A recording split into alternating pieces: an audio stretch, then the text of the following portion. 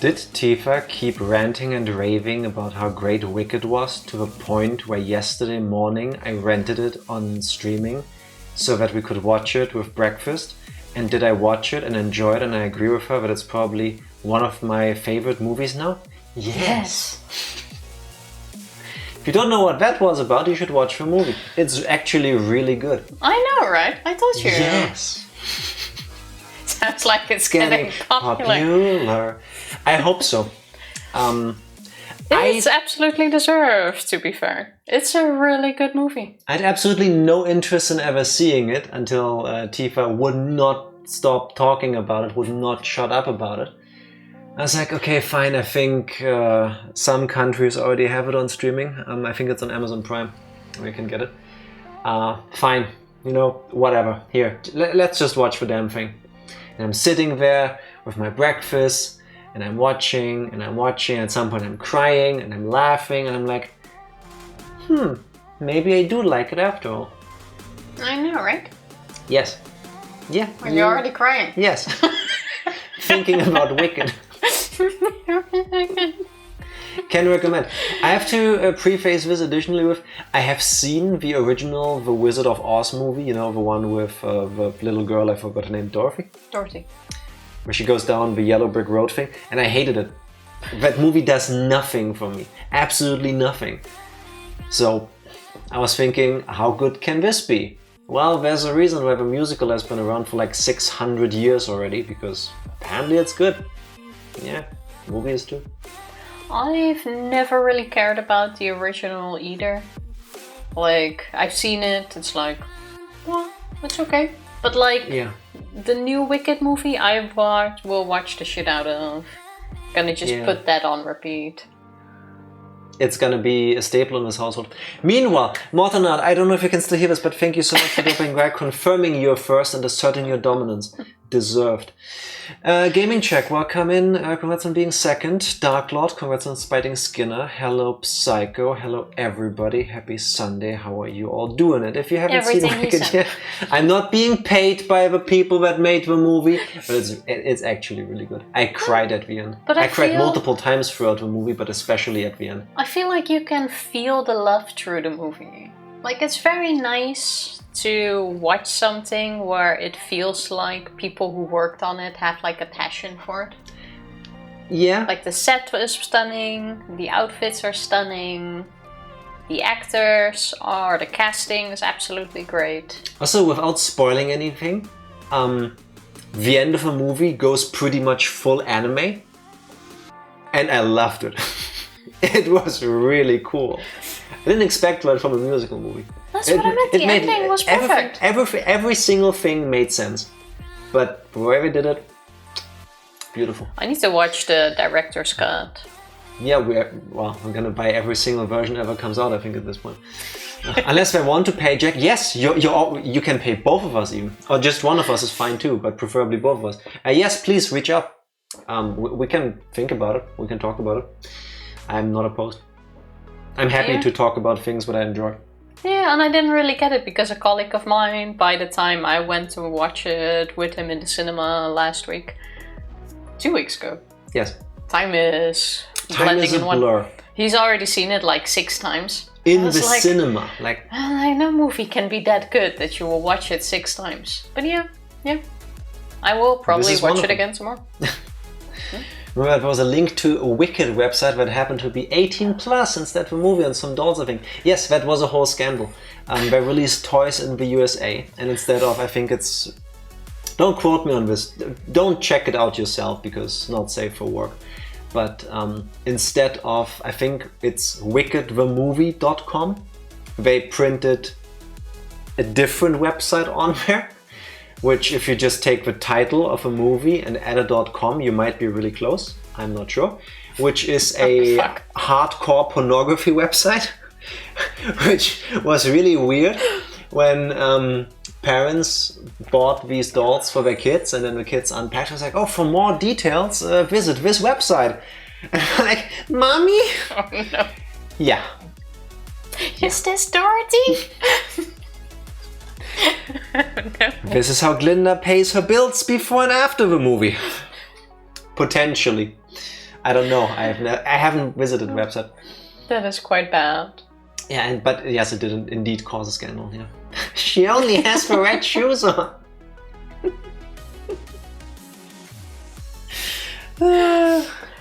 Oh, that is such a horrible mistake. I didn't hear anything about that. Yeah, but at the same time, I feel like they let an intern do this, or like somebody who A, doesn't care, and B, doesn't get paid enough to care, and C, has no supervision. Like, yeah, just put something on the box. Like, it doesn't matter. No, I think nowadays people are a bit spoiled when it comes to the domain name of the website. Like, usually it's like your company name or... Like, my favorite letter is x.com. For example, like... It's a real website, you should try it out if you haven't yet. It doesn't happen often that it strays from the name anymore. Yeah. But even still, though Wicked is so common, like... But still, you would think before you finalize the box design and you print that, you would go to a browser of your choice and you would go, let me just double check that I got this correct. Yeah, so www. Especially for kids. Low-key scared to search it. You don't have to be. You'll be surprised with what's gonna happen, but it's nothing scary. Try it. Unless you find our faces scary. Yes. In which case, fuck you. Jump scare. Next episode is going to have them both wear witch hats. I doubt it because Tifa is very averse to buying merchandise. I remember once getting a picture of her wearing a really cute Maleficent hat when we went to Disneyland a couple of years ago. And Tifa looked absolutely gorgeous in it. Like the least evil but most mischievous Maleficent knockoff you could ever think of. That thing was like $50. But 60. But she exactly. To buy it. Like, why would I buy a 60 euro hat? Am I the only one holding cups weird? I feel like this is weird. I've got 4 fingers, right? So 3 fit in there comfortably. The pinky goes underneath, like. Yeah, and the thumb goes up. But why wouldn't you put all the fingers through there? Because then you don't have a proper hold. Like that, your pinky offers the balance to keep it completely straight. Support pinky. Like, pinky strong. Like that's how I hold my cups.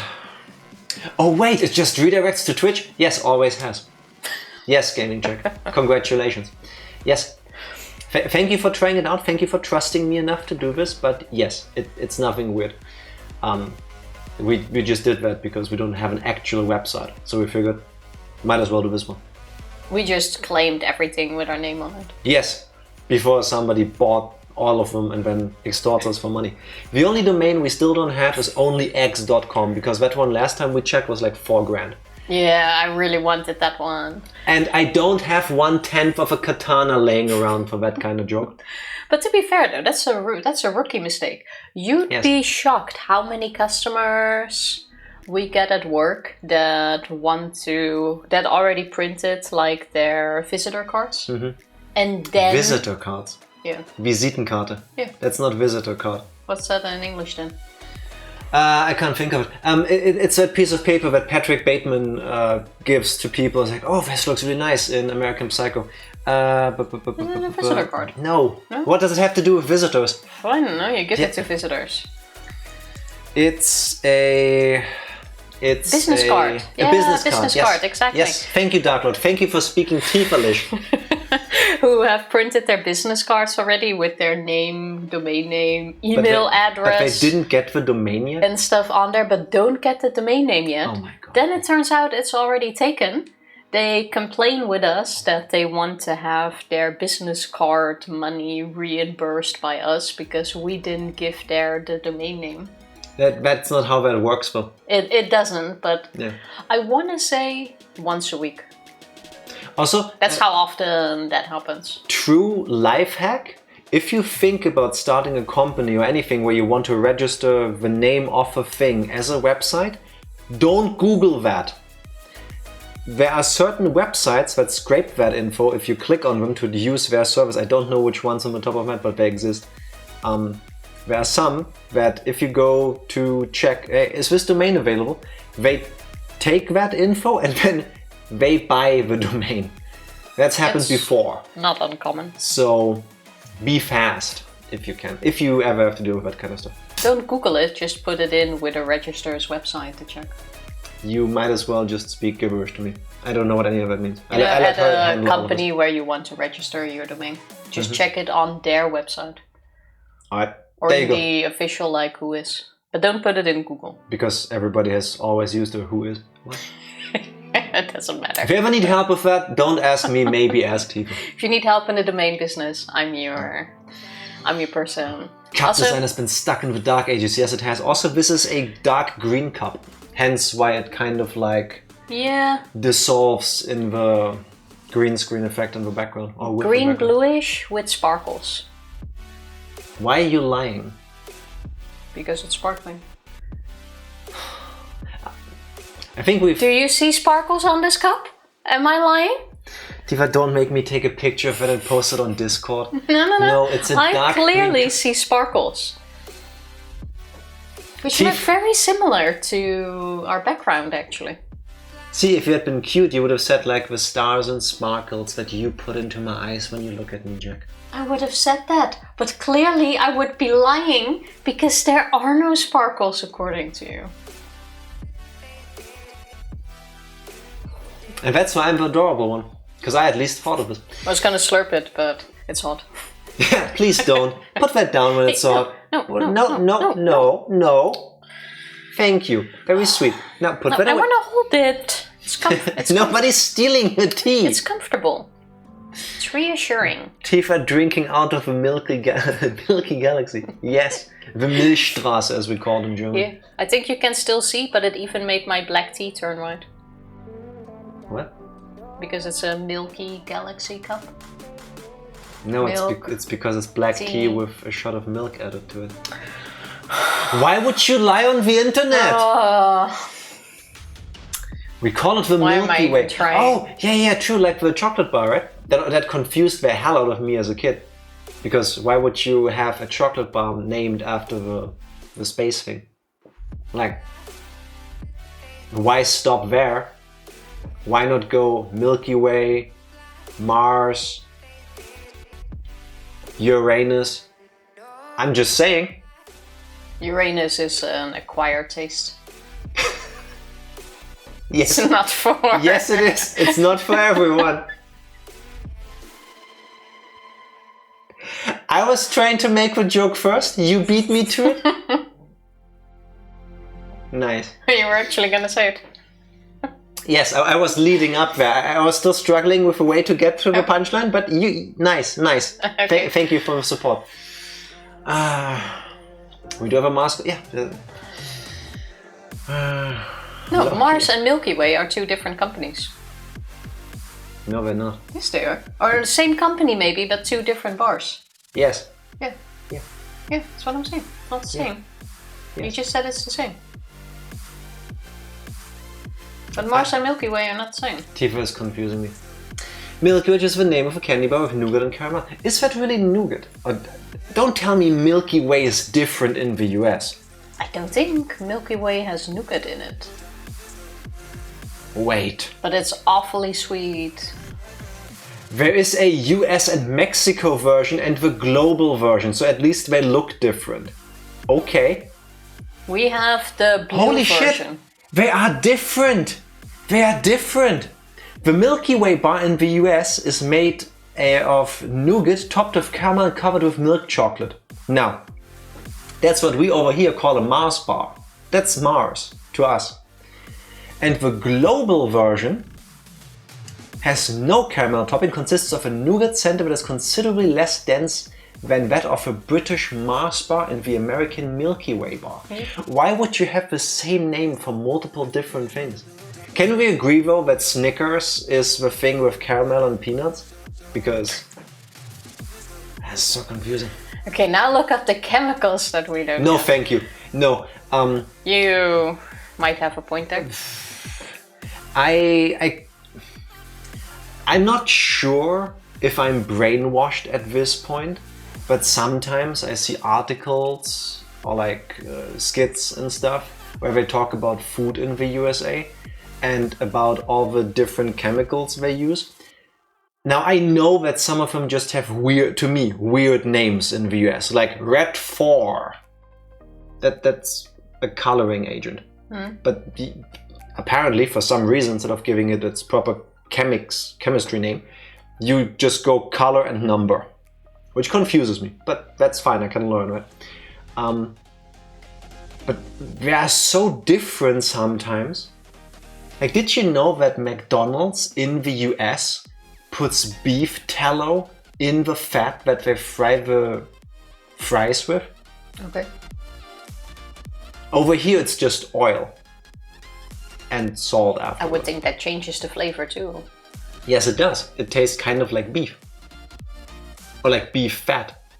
I mean, it sucks for the vegetarians, I guess. But... Yes.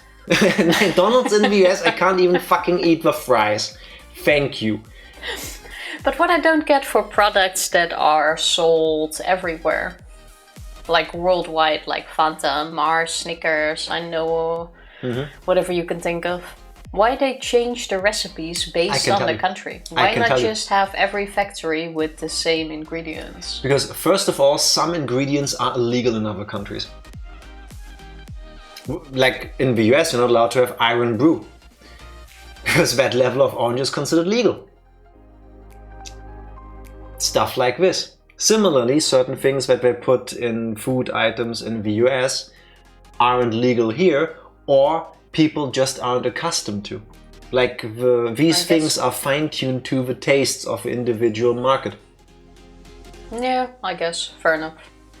Just seems easier to just stick to... Just trust your corporate overlords and everything will be fine. Don't doubt it. Yeah. Thank you for grooming me. What was it? Nothing, but you have two very pronounced white hairs here that seem to be in a knot. Now they're not. Thank you very much, Tifa. Yeah. Funnily enough, that's actually one thing I need to consider. Whenever we get a chance to travel to the USA, that I need to like learn a whole new list of ingredients. Because over here I know what I'm looking for, right? Like I'm accustomed to them. I roughly know the chemistry set that they use over here, so I can just look at an item and I can go, yeah, no, I do want to put this into my stomach. I'm not looking forward to going to the US with you. Why? It's gonna be a nightmare. You're gonna be the one that will be held by the TSA. Yeah, but when it comes to food, I'll just eat it. Yes. How should I say this? Yes, this is entirely on me because I choose to follow my vegetarian diet. But I also don't see why you need to dip my potato sticks into cow ass to make it taste nice. No, I can understand looking I don't blame you. I believe it's tasty. I understand why you would do it. I'm just saying you don't necessarily have to. There are other ways to get flavor onto a potato. I'm more thinking of having to Google every ingredient, every number. I feel like a lot of it will feel kind of like a game of bingo. Jack! Yeah, Tifa? Orange 12. Red 15. Blue 2. You sunk my battleship. Something like this. I just imagine us standing in a ginormous Walmart.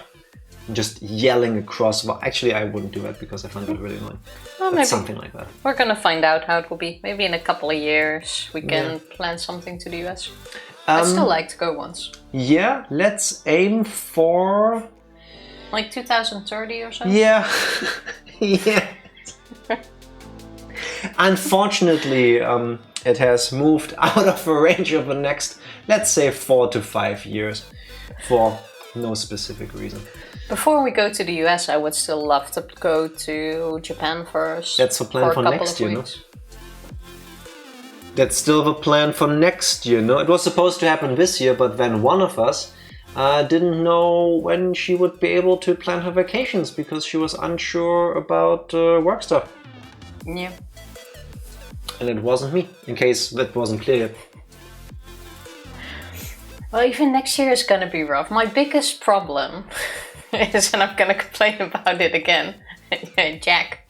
Yes. Like I've had some colleagues and friends that went to Japan in the past 2 years. Gotta visit Shirakawa first. Can And I Google all that? of them basically say that it's pretty hard to find vegetarian food. Yes. Like we're gonna live off of packet ramen for probably 3 weeks, which I don't plan on doing. But think of it like this, that makes the trip cheaper. Yeah, but I don't plan on doing. Well, then... So I'll go to an actual ramen shop. And how about this? Whenever it's time for food, we just split up and afterwards we meet again. That's gonna be great.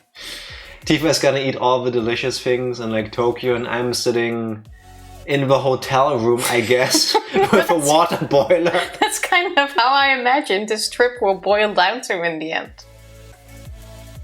Meanwhile, I'm frantically Googling, where can I get vegan protein bars in Tokyo? Because I feel my strength fading from malnutrition.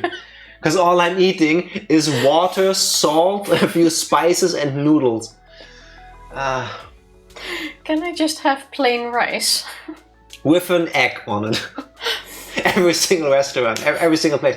Well, okay, what would you like? Oh, those like jiggly souffle pancakes.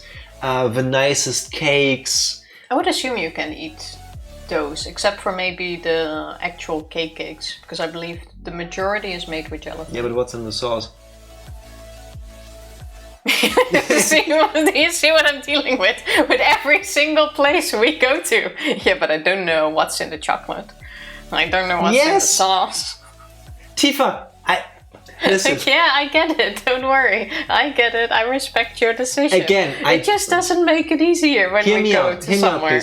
I don't understand why the world decided that the most necessary ingredient in a strawberry sauce to sprinkle over your pancake was cow's anus. I don't know why, but I'm not gonna eat it. And in case you haven't noticed yet, yes, Jack is hardcore.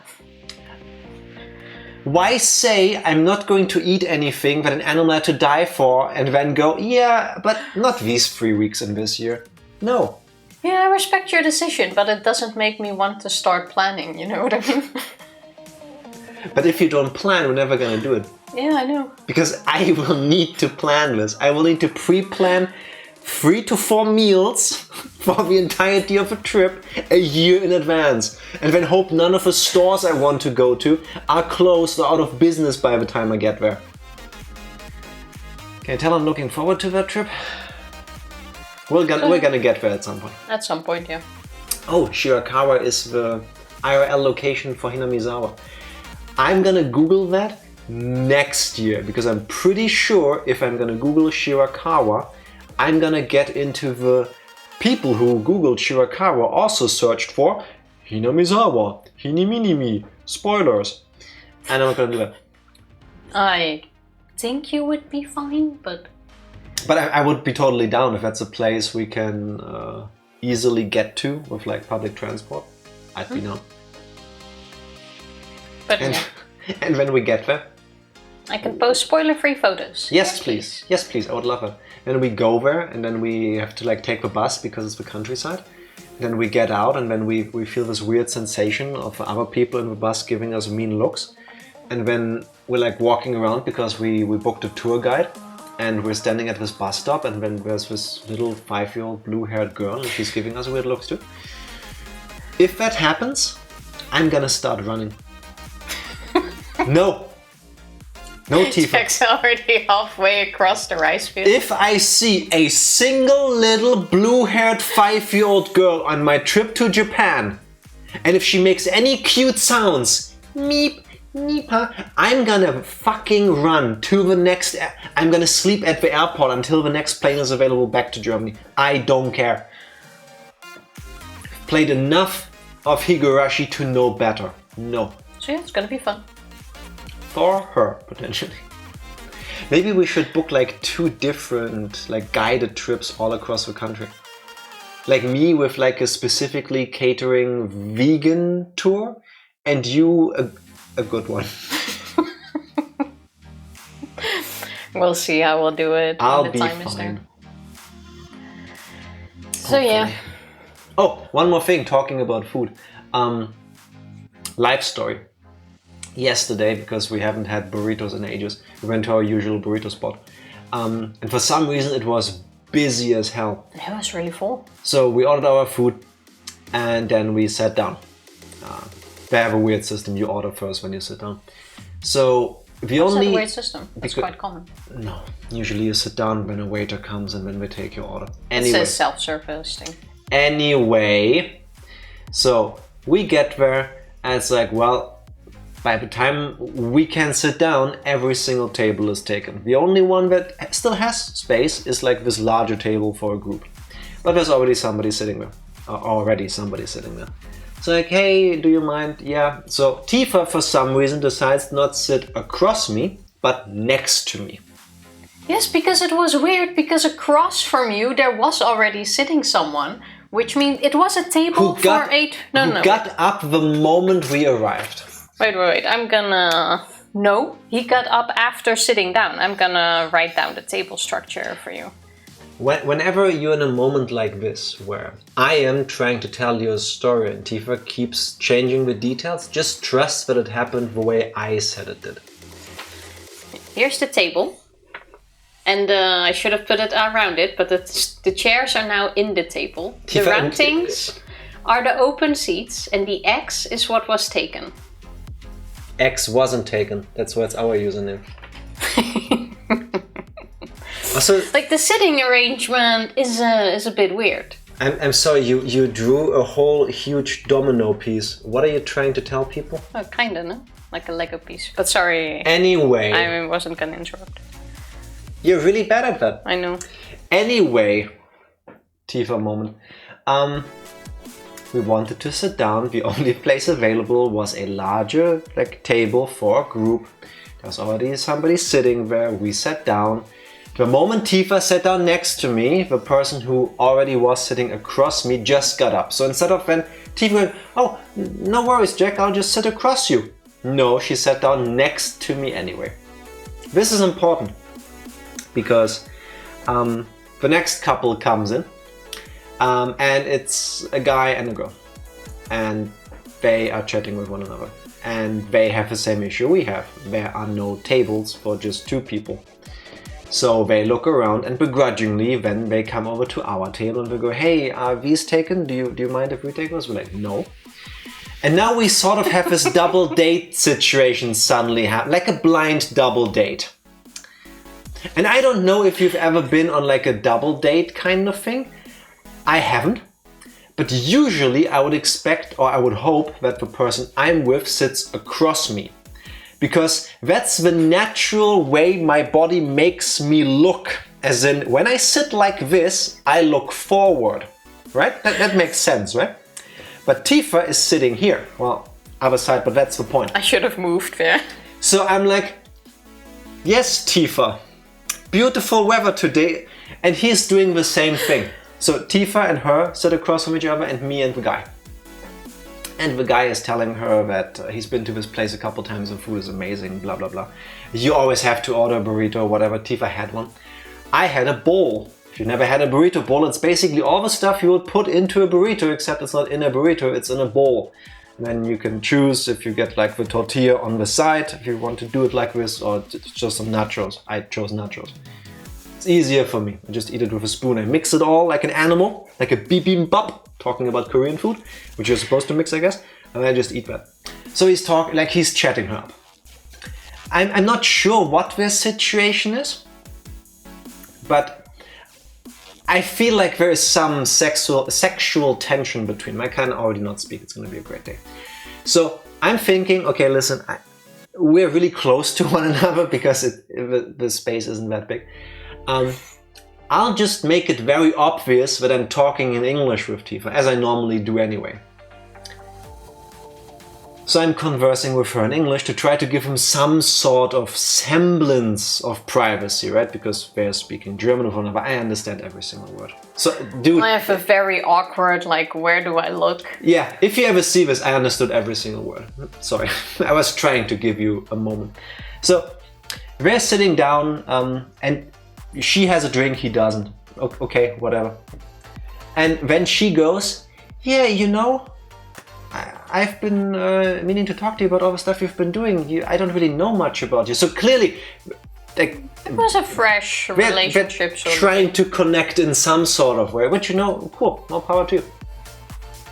But when he realizes she's like, oh, like touchy, and when he realizes he's looking at us, and I'm like, I'm looking at them because I haven't found a spot to look at yet. So at some point I start looking at the menu and just start talking gibberish about all the things on there. And I'm looking like halfway in between them, but slightly upwards. So like, listen, if I sit like this from you, it's awkward. If I sit like this from you, it's awkward. The best I can give you is, oh, look, over there.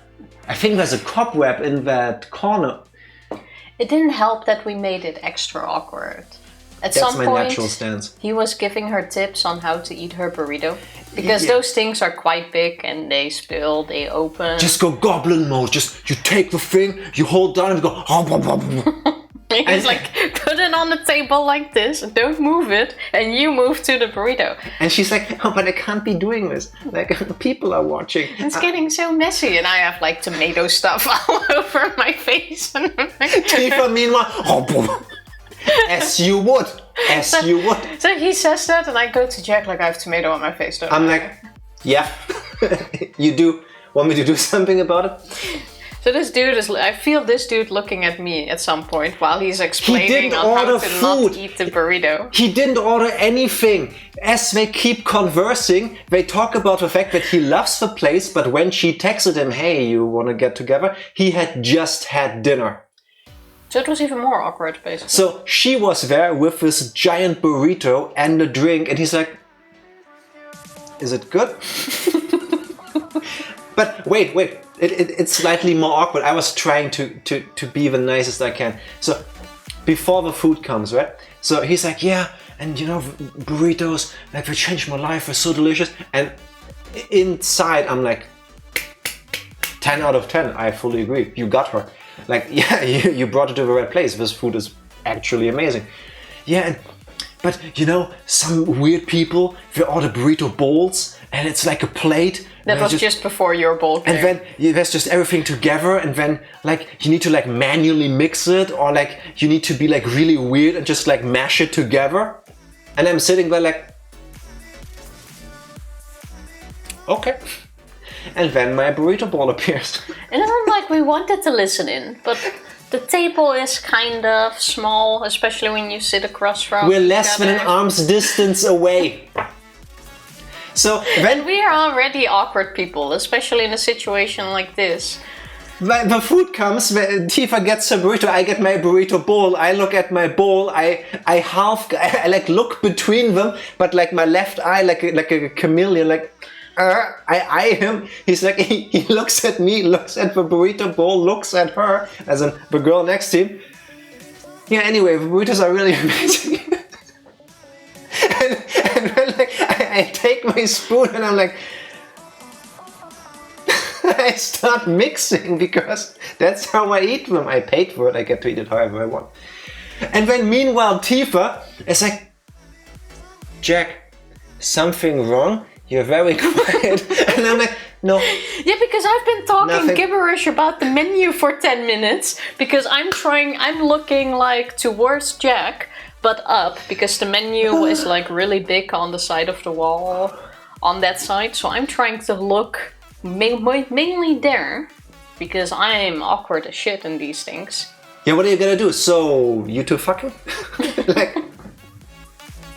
And the shittiest thing, you would think you start eating faster to get out of the situation. I did. I don't think I've ever eaten a burrito that slowly. No, you were done before her. Yeah, you were. Yeah, but we got our food first. Actually, no, you were done after. Yeah, Tifa ate super, like slow-mo, like... It just got awkward. Because while he was explaining on how to eat a burrito, I started thinking about how I'm eating my burrito. Were you getting self-conscious? I started to become self-conscious. Same! I'm sitting there eating my burrito bowl, which the guy just clearly declared is Satan's work. And I'm like... oh, look, it's a burrito bowl in front of me. It was awkward. It really was. Yeah. Dude, lady, You two seem like a wonderful couple. I wish you all the best. I don't know what your relation is. I don't know if you're like siblings but haven't seen each other in a while. I don't know if you were trying to do a knick-knack. No, I think it was a date. I hope you had a wonderful time despite us. I wish you all the best. Next time, maybe ask her if she can sit across me so you can be less awkward and help us be less awkward. That would be nice. We're not good with people. No. We're not good at people. Only in specific settings that we can control.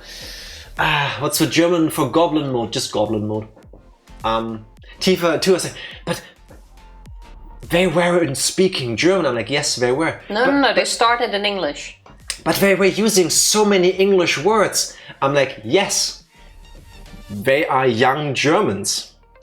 You have the misfortune or the unlucky situation that you don't get to be around a lot of hiccups. Young German people, the amount of English words they throw into their sentences can throw you off. Well, that's the same in Dutch at the moment, but I was quite sure they started off in English. No, they didn't. So I thought they swapped to German to avoid mixing in with us who were speaking English. Purposefully. I even put on a fake English accent. Because I think at some point I started speaking a bit of German. No, you didn't. No, that was yesterday. I did say German and then I realized they were speaking German and then I swapped back to English. It is what it is. Yeah, we're awkward. Yeah. Don't sit at a random table with us. The thing is, we can't handle it. I have struggled, like that's a real thing. I've struggled for years with eating in a social setting. Because I don't know why at some point... Wait, let me start over. You know how sometimes you just walk down the street and then you think about, do I walk funny? And then the moment you think, do I walk funny? You start walking like... because now you do walk funny because you're overthinking the most basic things that literally nobody cares about. I've had that realization once when I had lunch with colleagues. Like, oh my god, what if I put the fork with the food in my mouth but I hit my teeth? What if I eat something with like, I don't know, kidney beans or something and then I have a piece of bean stuck on my front teeth? What if I eat a salad but there's like a big piece of salad and I can't get it in my mouth? Do I do the... or do I bite it off and it falls out of my mouth? That fucked my head up.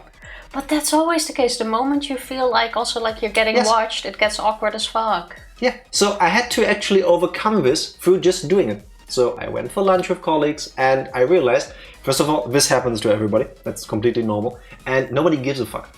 Because everybody knows that things happen, you know. Stuff happens. But it can make it more awkward. A couple of weeks ago, when Jack went on his trip with his dad to buy beer, I treated myself to ramen in a restaurant. And I was eating with chopsticks, as I usually... Chopsticks, as I usually eat my ramen. Karate-trained ticks from the nicest German forests. And usually, I eat just fine. Nothing... No, you don't. Yes, I do. You suck at chopsticks. My chopstick skills are perfectly fine. But then I start eating, one of the staff members walk past, and the moment you do, I'm like holding something, and it falls in the bowl from a higher distance. There, it was a tomato broth. There's tomato splatters everywhere on the table. She looks at me, she's like, do you need a bib? A bib. I'm like, no. I know how to eat. So I keep eating, and then I see her standing in the corner watching me, and suddenly my chopsticks go all over the place. I drop everything. She's like, are you sure? I'm like, yes. Stop watching. Did spaghetti fall out of your pocket? Yeah, I hate it when that happens. And then when she finally left, she kept walking past every few minutes. It was the most awkward thing ever. And she thought you needed help. Should we call somebody? No, it's fine. Click, click, click, click. Oh, long time no see. Welcome in Hulk. Happy New Year. How are you doing? Happy Sunday. I think the time to say Happy New Year, like the legal line where you can say that, was like the 10th of January. Tifa, unironically, I once said Happy New Year to a person I hadn't talked to all year on the 30th of December. I don't care. I don't care. At work, we actually have a line of the 10th of January. Yeah, I don't care. No. I say it 3 times now, but I do it because it might annoy people. But hey, that way it's memorable and annoying. Struck a piece of sushi perfectly into a little cup of soy sauce on the day. It went everywhere. Yes. And then you get so self-conscious about it, and then nothing works anymore. Especially with chopsticks, when I get like really jittery, and it's like, it's not great. Anyway, so I had to overcome my dislike for eating in a social setting, and I'm fine with it now, except when it's strangers. Except when it's people I'm not there with. You know, if we go in a group, like co-workers or family or whatever, like any sort of setting, it's like, yeah, we go there as a group. That's fine. To me, in my head, somewhere between my ears, there's a little switch, and then just turn off. But now it's the intimate sharing a table which makes it awkward. It's like when you sit somewhere, the cafe is completely empty and someone sits exactly next to you or right across from you and just watches you. Yeah, that's why I always do to go. It's that kind of... I avoid that. But it's already past Dreikönigstag. Is it? That is possibly a thing, but that does nothing to me. That doesn't change my ways. Fun enough, it was a girl I dated for about a month and we're still friends. It was my most successful dating experience. Congratulations. See, maybe you should do that on purpose next time, since clearly it worked. That's true. On a date, those things can also work out really well, because you have like this little icebreaker, you can maybe laugh about it, even though it can be a bit embarrassing. Like you have something to go on there. I feel like if Tifa would have dumped me after I dropped a piece of sushi into soy sauce, the relationship wouldn't have worked out anyway. You know what I mean? Like, there are actually important things, like, hey, our characters just don't match. Like, we have different types of vibes or energy or whatever you want to call it. We just don't, like, I'm not having a fun time when I'm with someone. That's a legitimate reason. But like, oh no, you did a superhuman thing in what can be a very stressful situation. How? No, fuck off. No. I would not care. Like, bullet dodged. Yeah, but it depends on how it goes. Like, either, like I said, can be an icebreaker and you can go with it, or you start getting so embarrassed, you get more and more flustered, which is usually something I would then do, and then it gets worse and worse. With me? Keep stumbling and stumbling.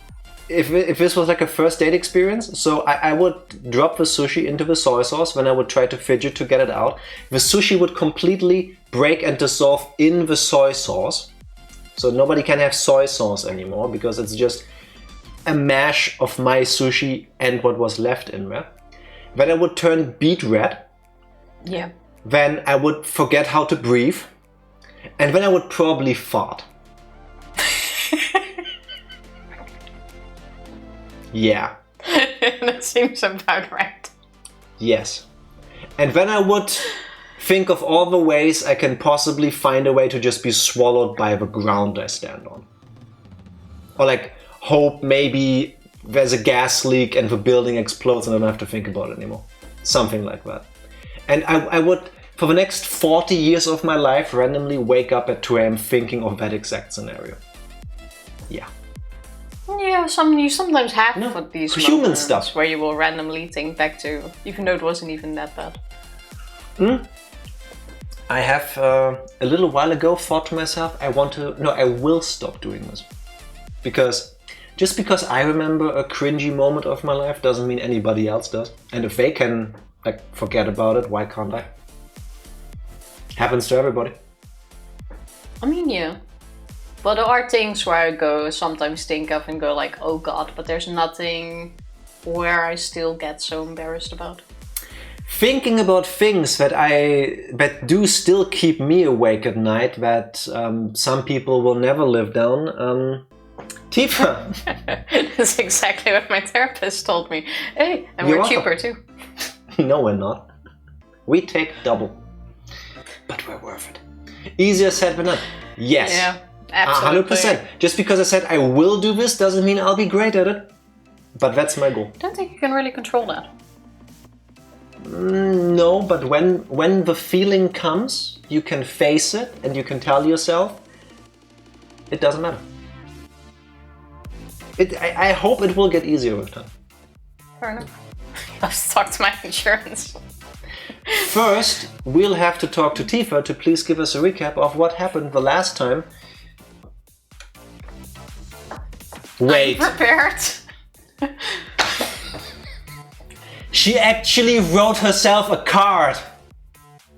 I said I would on Friday. You were like, I'm gonna say the recap now, and if I was good, I would make a video off of this bit and just play it when I asked Tifa for the recap. And then I said, I'm gonna write it down and say the recap exactly the way you said it.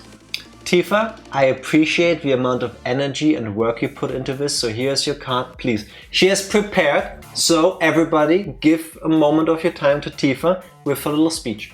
Go. Here's what happened the last time we played Higurashi When They Cry Chapter 4 Himatsubushi. So, here's what happened last time. So, Akasaka, in the present, went to Sapporo to meet with Oishi, who he didn't see in years. He flew there together with his daughter. What's the daughter's name?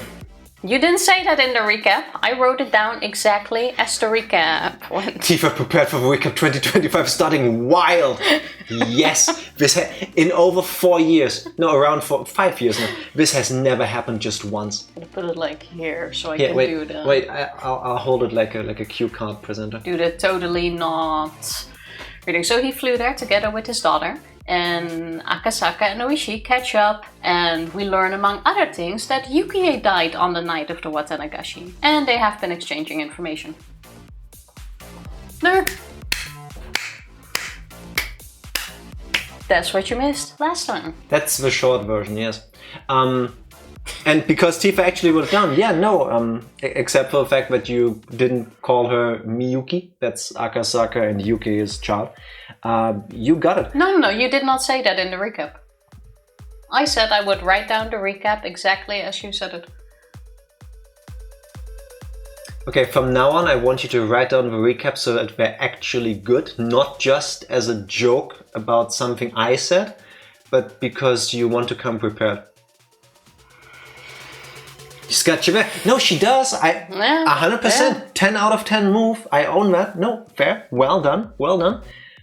And now do it because you want to, not out of spite. Just saying. If you can bring the energy to spite me, maybe you can bring the same energy to please all of these wonderful people. Anyway, everything she said. Yuki died a freak accident death. I just realized those are the same words they used for the Higurashi murders. No, she actually seemed to have died a freak accident death unrelated to anything happening in Hinamizawa. Because on nights when she didn't get to speak with Akasaka, she would go to the roof of a hospital. Because the thought of at least being able to be under the same moon as her husband would give her some sort of calm and nice feelings. And apparently, the day that Akasaka got to Hinamizawa and Rika was like, you should go back to Tokyo right now. And he didn't. Before you're gonna regret it. Yeah, something like this. That's when she died. And Oishi learned this the night of Watanagashi. When Akasaka had left the hospital, went over around Hinamizawa and had a drink. That's when they were told. No, when she gave the warning, he could have still avoided Yuki dying. Because the warning she gave on the first potentially, night... It's impossible to say what would have happened if he had gone home. But potentially, then she wouldn't have gone upstairs, she wouldn't have slipped, she wouldn't have fallen, she wouldn't have died. Yes. Yeah, but it wasn't. You said it was the same day. It wasn't. When she gave that warning, Yukie was still alive and it was a few days beforehand. So Rika gave him the warning, if you don't go home now, you're going to regret it. That's what I said. No, the timing is different. Once again, when Tifa and I disagree, just go with my version. It's the more likely one. He did come to regret it, unfortunately. Yes. Other than that, Akasaka and Oishi talked about all that has happened. And Akasaka, for the first time apparently, told Ooishi, yeah, Rika told me all about the murders. Apparently, Akasaka had never told Ooishi what Rika told him that night. He just did that now. Kind of in the worst moment possible, after Ooishi told him every single thing that happened in all of these years. And then Akasaka was like, oh yeah, that's exactly what Rika-chan told me. I still don't like the way that was set up. Versus going, hey, before you start, I just remembered we never talked about this for some reason, but Rika-chan told me these things, therefore confirming that I knew them before they happened.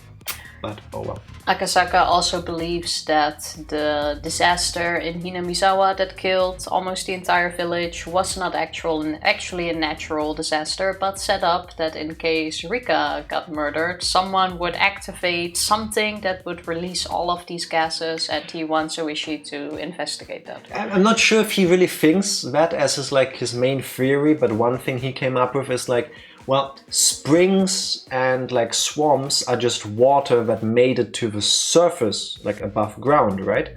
So they're connected in some way. What if somebody somewhere connected to that body of water set up a device that would trigger this? I know she was like, that's wild. Okay, maybe. But nobody can go to Hinamizawa to investigate this yet because it's still under quarantine. Yeah, but he wants... disaster. Since seeing how Ooishi is already on his pension, he wants him to contact some of his old squad and have someone investigate. Yes, whoever is left. We also learned that in this timeline, Kumagai died. He went missing. He went missing, yes. With his car. Yes. Apparently, the day of the disaster, Ooishi didn't feel well, had a stomach bug or something, so he didn't go out. And that's when Kumagai got disappeared. Which is different from what happened in chapters 1, 2, and 3, I believe. In chapter 3, Ooishi and his car disappeared. Unclear if Kumagai did as well. No, we talked about that Friday. I think it was Dark Lord or Psycho who confirmed that he also disappeared. So in chapter 3 it was the both of them, and now it's only the other dude. So yeah, we're still chatting, we're catching up. As you do when you're having booze and food with your old friend. Basically, yeah. Oh, we forgot the most important part. What? Ooishi picked up dancing. Oh yeah, ballroom dancing. Yes. To be specific. Kumagai disappeared along with Ooishi. Thank you for confirming. But only in chapter 3, right? Oh, we're talking to Ooishi. As far as we know. Yeah, but I'm just saying. Because I'm still trying to figure out how all of these things fit together. Oh, wait, I'm putting recap thing back. Well, in 1 and 2 there was no natural disaster, so... As far as we know, true. Another thing we did, we started with reading the tips from the previous episode. And those were 3 diary entries. 3 diary entries. Written by Rika's mom, aka a human piece of shit Furude, who made it very high on my shit list instantly. The short version is, she didn't understand why her child, Rika, did things like show a different emotion other than the one she expected her to show in her childhood a lot. So every time her kid frustrated her in any sense, she would hit her. That was the majority of it. She also never bothered asking Rika why she is acting a certain way. And she also got mad that Rika spends so much time with other people who apparently have also taught her things like how to make curry rice or how to sew, arts and crafts, all of these things. She didn't understand that either. Yeah. Mother of the Year award goes to Madame Furude. Tifa, are you ready to potentially, hopefully, finally finish chapter 4 of Higurashi today? I think I'm ready. Mine was stitchy. Go for it. You go for it. Oh wait. Unrecap. There we go. It's Continue. not there. Huzzah! Woo. Hey, look, only 1 whole page of saves. Now that I think of it, Rika's dad caned her for breaking Oyashiro-sama statue 2 in chapter 3. True. Oh, I forgot about that. Also not a thing I approve of, but how do I put this? The shrine guy I just stepped on something. The shrine guy getting really, really, really angry with his daughter to the point of caning her when she took the fall for breaking into Oyashiro-sama's storage shed and breaking the statue. I don't like it, I don't approve of it, I don't agree with it, but that to me somehow feels different than... I don't know why Tifa is looking this way. Caning is pretty brutal. It's fucked up.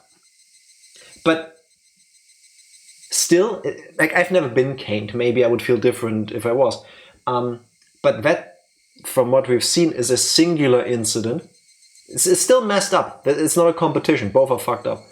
That's one time versus she didn't blink the way I liked it. She didn't smile the way I liked it.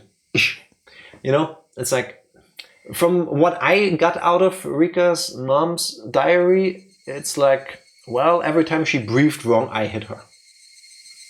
Is caning not just hitting with a cane? Yeah, but that hurts like shit, trust me. Yeah. It's a more direct punishment than Mrs. Frude popping her for doing the weird face, yeah. Yes. And it's like a...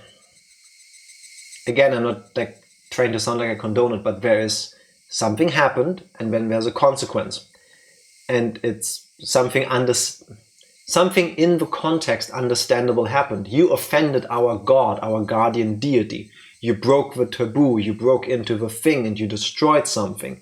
There's a grave punishment for it. You committed a crime to our religious beliefs. Versus, you exhaled weird. You know? Both seem shit. Yeah, Rika deserved different parents. 100%. It's a more reasonable punishment. Yeah, I think that's the best words I could think of too.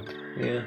I mean, I want to say, especially around that time, it was probably more acceptable. I remember my grandfather and grandmother telling stories that when they went to school and they fucked up, they would have to put their hands on the table and the teacher would smack you on the hands with a stick as well.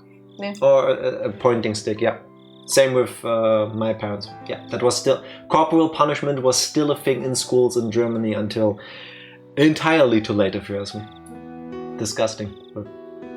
I don't know if that was still a thing in the 70s or when that actually stopped. So I want to say acceptable punishment, especially around this time. Punishment in schools in Japan.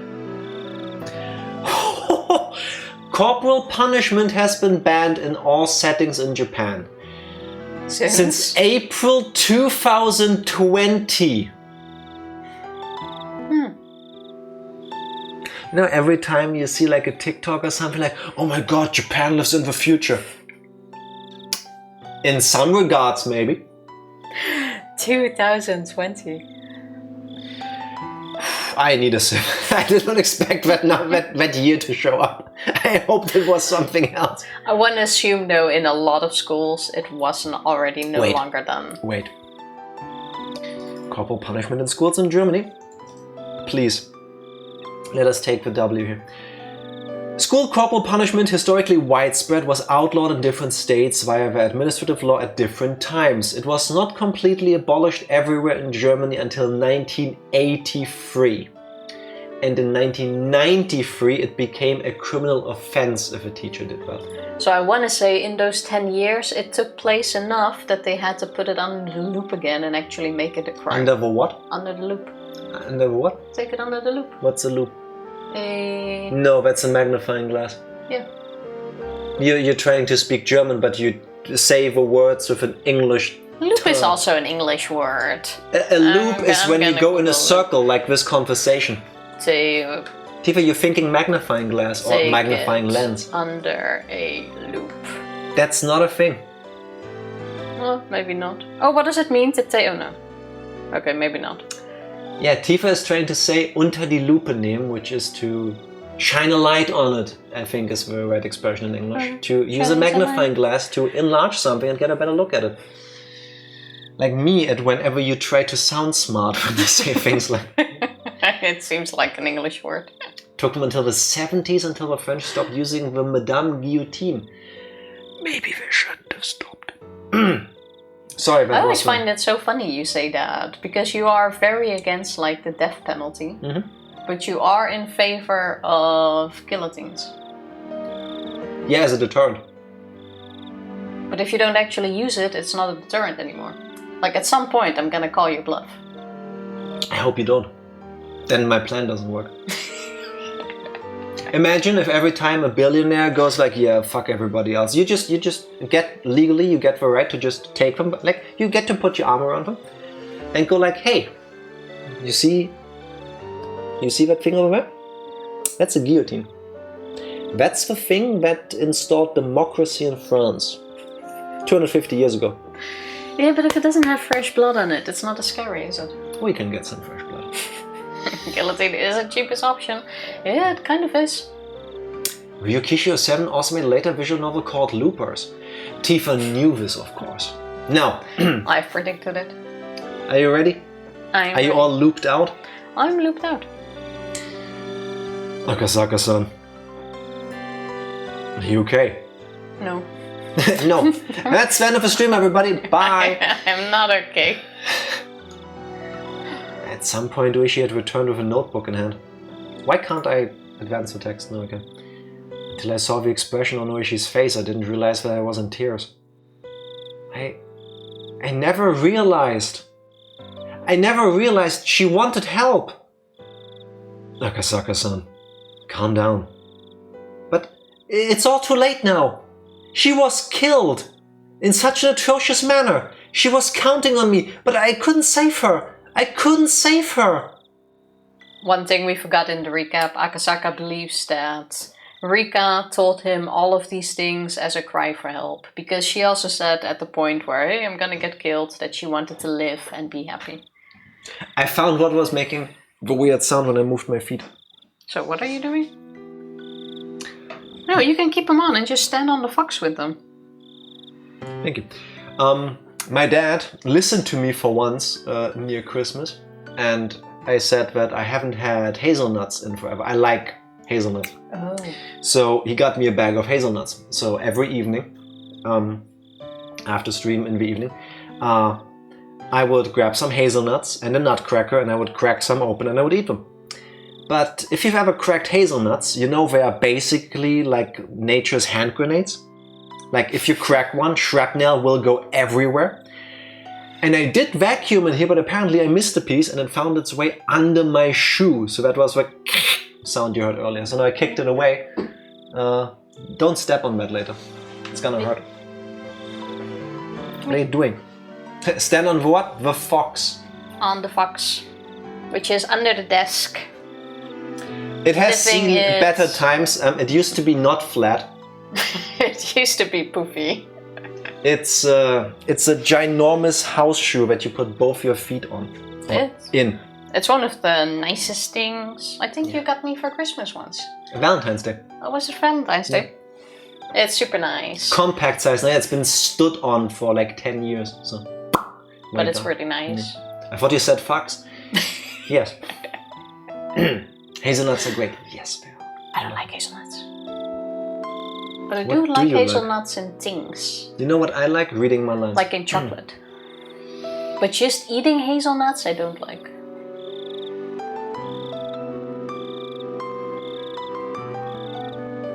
Yeah? Yeah, I didn't say anything. You kept saying things, that's why I didn't read my line yet. Oh. Well, you can say your line now. Do you want to get the interruptions out of the way now, or do you want to keep bringing them up? Only tell us nice. It's going to be really easy for people to follow this just by me reading out the lines. I might also be at fault for not building up an amicable relationship with a village. If Rika Furuta had told me about it, I might have been able to extend a helping hand. I wasn't able to build up enough trust for that. That's something I regret. When Ooishi said the word trust, it weighed on me even more. Yes, she had given me her trust. She trusted me. Meaning that she thought that I would have been able to ward off the fate of her foreseen death. She believed in that. I cried, I fell to my hands and knees as I began to bawl. Eventually, Ooishi spoke quietly. Akasaka-san, does it upset you? No, no it doesn't. Japanese culture is so freaking weird to me sometimes. So you're watching somebody have like a full-on emotional breakdown. They're on their hands and knees, crying, howling, and you go, are you upset? No. It does! And there's only one way worth mentioning for Rika Furude to have her revenge. Is there really? Is there a way to do that? Where she showed me the pen and notebook. In order to properly mourn the death of Rika Furude, we have to at least find out the truth. The truth? Yes, and not just Rika Furude. Lots of people died. Your lament must be immeasurable. The deaths were left unsettled because of a disaster, and now we can't even investigate them as their memories fade into oblivion. Many people died. The old man was killed, Kuma-chan was erased, everybody was a victim. But the police can't even investigate it. Who's going to take care of their parting regrets? Only we can. Akasaka-san. We find the truth. Yeah, we'll find it. I've been around every one of the strings of mysterious deaths and know all of the inner workings of a village. You were told an important truth the year before they happened by Rika Furude. We can do it. But they're already dead. Oh. This kind of feels like a good flow into the answering arcs. Because even now we go like, oh, we're gonna figure out the truth. We're gonna know what's happened, and we're gonna figure it all out. And then so, okay, chapter 5, start figuring it out. That's right. Rika Furude died. You were too inexperienced, so you couldn't save her. Salt. Crying sounds. It was lame. Try again. I first did something like it because I'm not gonna go wow. Also, wait. Something that's annoying me a little bit with this game. Where's the voice volume? I have a feeling that the sound the voice actor made wasn't wah, because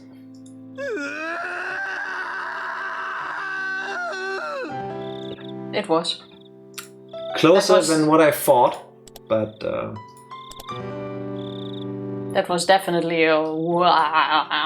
For the sake of our neighbors, I trust that you will be understanding why I didn't go with it. Oh, she grabbed me, who was a wreck, and lifted me firmly by the lapels. That's why. To atone for that, we reveal the truth. If what you say is true, then all the incidents were part of some greater design. If that's the case, then how we investigate needs to change completely.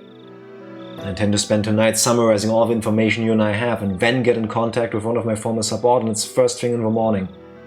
We're not going to let the case go cold. We're definitely going to crack it wide open. Crack it open.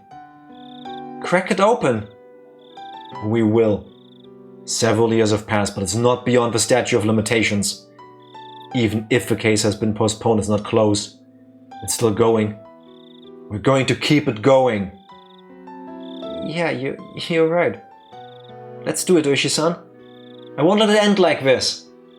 I'm certain we will uncover the truth. We absolutely will. But we need to do it in a week, because that's when my vacation time ends. And Japanese culture dictates I don't go on sick leave or anything like this. I have to be back on the dot. Then again, with how time works in weird ways in visual novels, we could probably do that. Imagine if the last 4 chapters, starting with chapter 5, are all in the time span of 1 week. Is that gonna be the answer arcs? Us following Akasaka and Ooishi as they actually get to investigate what happened. Also, with whom? Oh. Everybody is dead. No, or missing. That wouldn't make sense only for this actual chapter. Or only for the previous chapter where there was a disaster happening. I demonstrated my resolve to Ooishi by crying out those words. And just then... Aww. Papa?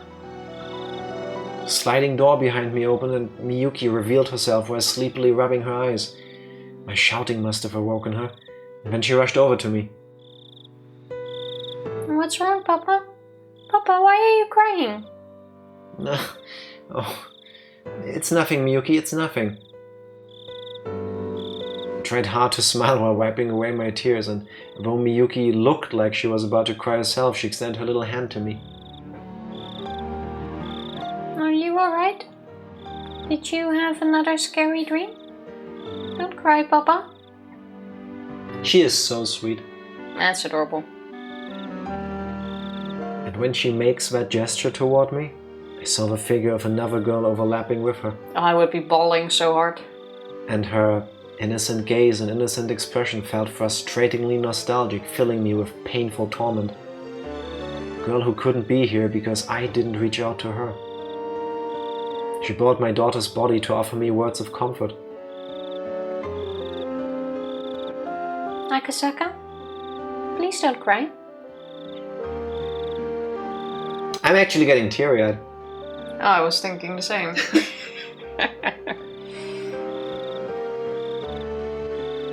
I feel bad for Akasaka. It might be a hallucination, maybe a convenient illusion formed from my selfish dreams. However, that was her voice. I'm certain I heard it. Rather than blaming me for my mistake, she was compassionate. Why am I crying? After all, I have something more important to do than crying. Miyuki. I don't know why I'm crying now either. Before you were born, Papa met a girl in Hinamizawa who was like an angel. An angel? Really? Yeah, she was cute and kind. I wanted her to meet you, Miyuki. Right, that's sort of an impossible wish. That future is already gone. Then I want to be friends with that girl. Yeah? I'm looking forward to it. Next time you go, take me with you. To Hinamizawa. It's okay, she's little. Even so, there's still something I can do. Ah, of course. We'll meet her together someday. I'm sure of it. Yep. Don't you mean meep? Meepa. Someday, I'm sure, we will see her again. That summer, the Higurashi cried in Hinamizawa. Ooishi and I vowed to bring the truth of the case to light and stood up. Everything ended in 1985. I, at least wanting to apologize, had searched for her grave. After the state autopsy, her remains were entrusted to one of the shrine's followers. Boom! Title drop! They said the thing! In the future, when the quarantine on the Hinamizawa area was lifted, they would be returned to her family grave. However, unsure who exactly took the remains of Rika Furuta, until today I couldn't even apologize to her. In the future, when the quarantine on Hinamizawa is lifted, all I could do then was to wait until whoever the person is returned to the grave. Wait. In the future, when the quarantine on Hinamizawa is lifted, all I could do then was wait until whoever that person was is returned to the grave. Now What is that line? Now you actually messed up the line. Before you said it fine. What does... Wait, I'm not even getting the meaning of the line. That for now he needs to wait until the quarantine is lifted. So all I could do then was wait until whoever... All I can do now is wait until whoever that person is returns to the grave. Is what they're trying to say. Okay, third time's the charm. I have to, for me. I'm pretty sure Tifa wouldn't, but I have to. Oh my god. Quarantine bodies aren't buried. Yeah, I get that, but there's something about the sentence structure that just doesn't gel with me. In the future, when the quarantine on Hinamizawa is lifted, all I could do then was wait until whoever that person is returned to the grave. What I could do right now was not apologize to her. Instead, until I was able to meet her again, I would reveal the truth and dispel her regrets.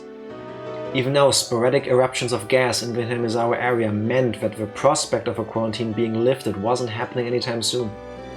Most likely, it seemed that she had no intention of meeting me again until I found the truth. That's why the quarantine wouldn't be lifted, or so I thought.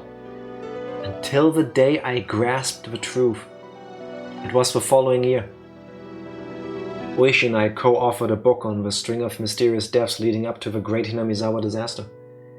I decided on the title. Higurashi when they cried. Watch it. That would actually... That was There's so loud. your title. Yeah. There's the title drop there. There's your title drop. Oh my god, this is like in Lord of the Rings, where Bilbo is the one who wrote The Hobbit, and then like the movies. I don't know how that happens in the books, but The Hobbit is written as the account of Bilbo. Yeah. And then he gives, in the movies at least, he gives the book to Frodo, and then he writes The Lord of the Rings in it. Kind of like this. Higurashi, when they cry. That was because for those few days I was in Hinamizawa, the sound that I remembered the most was the cry of a Higurashi. I could only wish that based on this book, those people involved with that incident could refresh their memories and bring to light a new truth. And more importantly, that nothing like this ever happens again. I wrote this in the afterword. Why did this tragedy happen? We can't reach the truth by ourselves. Which version do you think is written now? If you're reading this, please discover the truth. That is our only wish. Kuraudo Oishi, Mamoru Akasaka. Is it chapter 1, 2, 3? 4. The events as per chapter 4. But we don't know how those went. Yeah, exactly. Apart from the little recap that Oishi gave him. Wait a second. You... Yeah, he's now asking us to figure out the truth. Oh my god, this is so meta. I love it. No, I really do. Oh my god, that has layers. Like, that's how I'm reading it, at least. We're following parts of the story somehow. I still don't understand what's happened in chapters 1 through 3, but doesn't matter.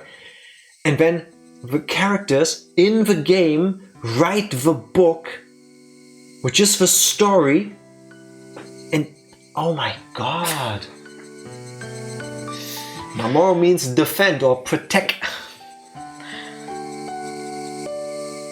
Well, it's too late to protect. He defend, he protect, but not Rika, because she is dead. A wreck. That was too soon. I felt bad saying that. I don't know why I started the line.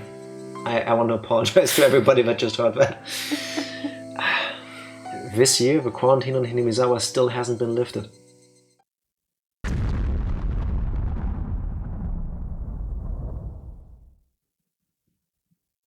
Okay. That's the end.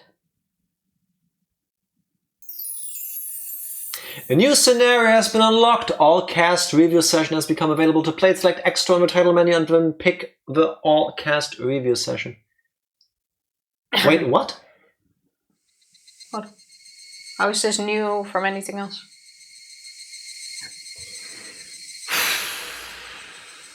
Fine. What are you sighing about? It's the same as in the other chapters. Does anyone know what's bothering him here? Okay, I'm gonna tell you. I got an infinitesimally tiny spoiler for this chapter. Alright? It happened a few days ago. Because we're playing this through Steam. And Steam has achievements. mentioned that before. That's also how I can roughly gauge how long the game still is going to be, which is nice for me for editorial reasons. But if you make the mistake that I did, and you mouse over an achievement on Steam, if you've never done that, it will tell you the name of the achievement. Now, some publishers are really smart. They go, no details available, it's a hidden achievement. Well, the company that uploaded the Higurashi games, so it's publishing them, didn't do that. So, while mousing over exit, I didn't do it on purpose, I swear that. I swear to oyashiro-sama. I saw that the last achievement for story progression, because the last two always are the same. It's like you read the all-cast review and you've read all the tips. Cool. So everything else is story progression. And the last one is continued waiting for the quarantine to lift. So I was sitting here expecting the quarantine to be lifted. I didn't expect it to be over after 5 minutes of reading text. But it's not over yet. Continued waiting for the quarantine to lift. Yes, I understand that doesn't mean that we didn't wait for the quarantine to be lifted, as in waited until that happened. But still, I would have liked it. And don't forget, in the bit where he was sitting with Ooishi and the end of this chapter, an entire year already went by. And the quarantine is still there. Annoying. Will we in the story ever get past a certain point in time? Will we ever get definitive answers? Oh well. I still don't really get what you're stuck on. But I want to say we should get some definite I expected answers. there to be more. There's more. There's like 4 more chapters. In this chapter. Tifa doesn't get it. All cast review time. My favorite part. Unironically, I really like these. Before we start these, I do say we take a short break. Okay. BRB. It's just one road of disappointment for you now, it seems. Yeah, you're really good at that. BRB. BRB. We are back. As you can tell, Tifa had a really rough time trying to sit properly. So things aren't working over here. Yep. Now they should be. Still not sitting properly there. Now it feels more proper. Are you now? Are you good? The things Higurashi does to you, man. Also, you know what I realized? What? My ooishi voice is getting higher and higher. For some reason, I just realized that during the break, I cannot do deep voices anymore. I mean, I never could. I don't have like the bass range. But Do you wish your voice again? It didn't seem higher. Thank you very much for playing Higurashi when they cry Himatsubushi. No, I don't think that's higher. It doesn't feel higher to me. Maybe my ears are losing range. Yeah, I do feel like you are very good at listening sometimes. Huh? Slowly getting old, I can't hear my own voice anymore. Huh? Huh? Huh? You have to do it with a head tilt for the huh? Actually, no, you don't, not with your bad posture. I'm thinking one day, because I'm trying to fix Tifa's like head and neck placement. This looks really natural now. To just put a belt over this part. I've done that to her once before, while she was working. And just make sure that she sits normally. Yeah, but then I have to look down, like... As you should, queen. That's not... That's not natural. It's not a natural position. It should be for you. Please stop doing that. No. There, sit straight. Thank you. I know this is hard for her, trust me. This looks amazing. She's sitting straight. Oh my god. Tifa, you look twice as beautiful now. I don't need to. I'm beautiful No. enough. Trust me, keep it up.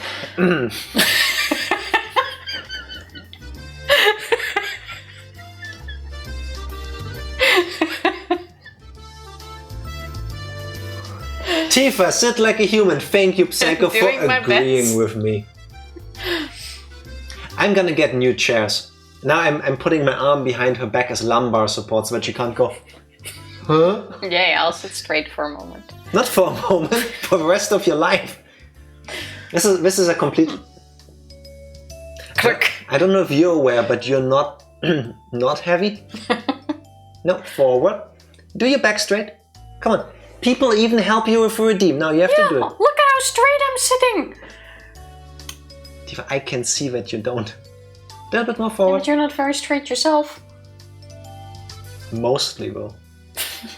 Go. Squeak your lines. Stop being mean to me. Thank you very much for playing Higurashi when they cry Himatsubushi.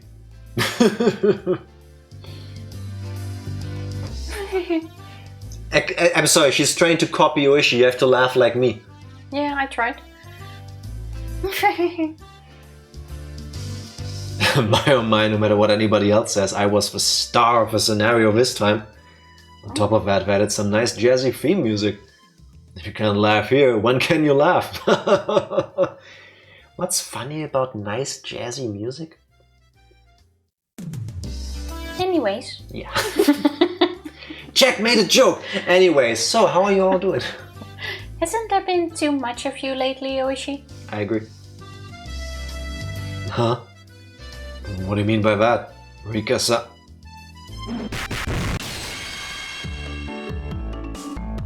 She meant that literally. It's rather impudent of you to try and hog the spotlight here, even though you already had all that screen time. I'm so happy they're back at least for this. Besides, Rika-chan, who was the main heroine, everybody else didn't really have any appearances, did they? Did they? Nipa? I heard that this time the scenario was a bit of a side story, but I didn't think that they would leave out the main cast this much. I know, right? You didn't have it so bad, Mian-san. At least you had a few appearances, did you not? Both Reina-san and I didn't even have a cameo. Yep. Disgusting. Reina still shows up on the covers a lot, so she's still okay. Does she? Looking? Does she? No, not on this one. Quickly opening the Steam page. No, she doesn't. I think she meant in general, maybe? She's on a couple of the others. You could shortly hear the Steam video that plays when you open the page, bless her. On the original cast. Yeah, I don't get to see those. Fair. RIP. Exactly what are you trying to say then? That I was the only outcast with no appearance? Instead it? Poor Satoko. Nipa. They only treated me horribly. I see so much of Tifa in Satoko. Satoko is my favorite character. How sad, how sad. They'll probably just keep treating you worse and worse until you finally drop down to a supporting role. That's just too much. That's not true. There's lots of people who like Satoko-chan. They won't treat you that horribly, okay? They, the fans, but everybody else will. I don't like being treated like this. You were born to voice Satoko. Like... I think you'll probably have a lot of appearances next time. Next time. So cheer up, okay? Oh, what? I was gonna make a star with my fingers and then I realized I can't make stars. Yeah, that's like two triangles. We did it!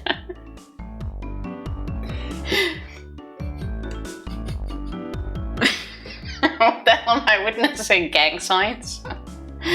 You know what this is, Tifa? Thespian legs. Thespian legs. Yeah, if you get it, you get it. It was funny in my head. Well, it was a star that we made together. If you do it with me... Yeah, but that's exactly the same thing, basically. Now it's like a shuriken. Think about it. It takes a moment. I tried. Also, hello mommy, happy Sunday, how are you doing? A botched demon summoning. Jack and Tifa trying to live our best Naruto lives. But that kind of looks like a star. Hey Tifa, can you say... Gex?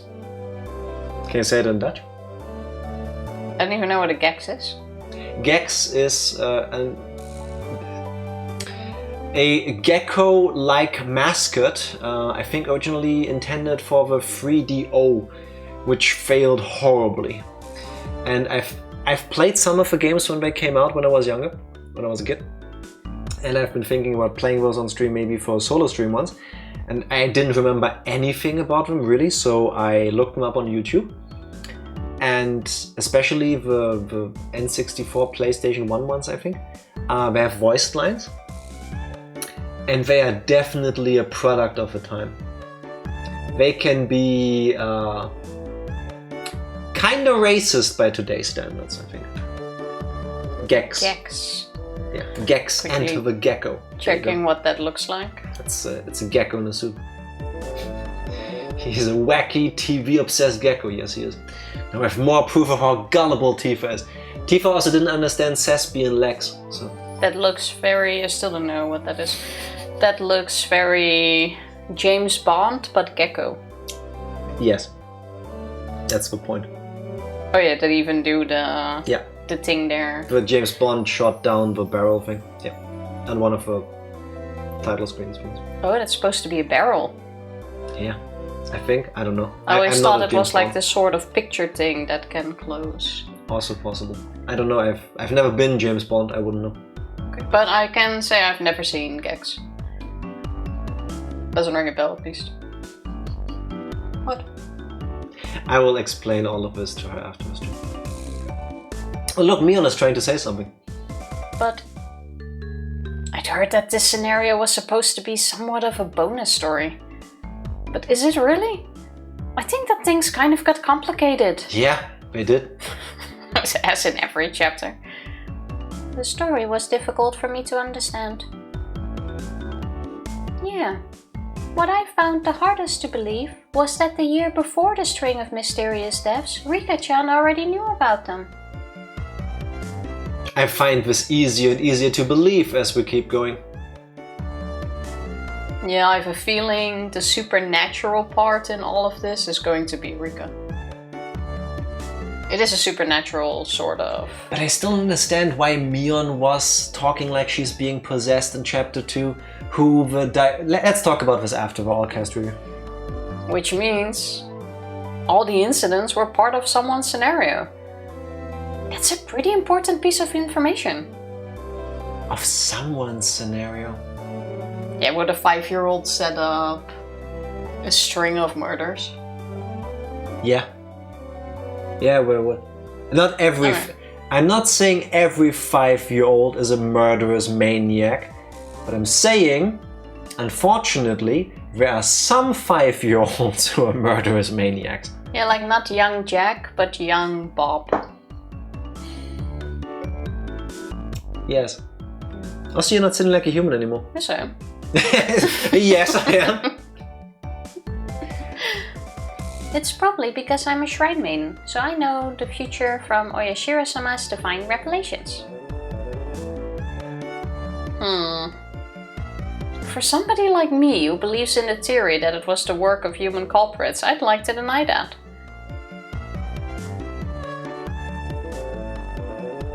I believe in the curse, so that Rika-chan, who's the living incarnation of the deity that protects Hinamizawa, Oyashiro-sama, could have that divine power as a possibility, I think. Nope. For someone who thinks it was the work of men, that kind of unfounded fantasy will not stand. All the incidents were caused by people. There's no curse or magic or aimbots or cheat codes. Rika activated aimbot and wall hack. She could see everything. What kind of children did you encounter in your life?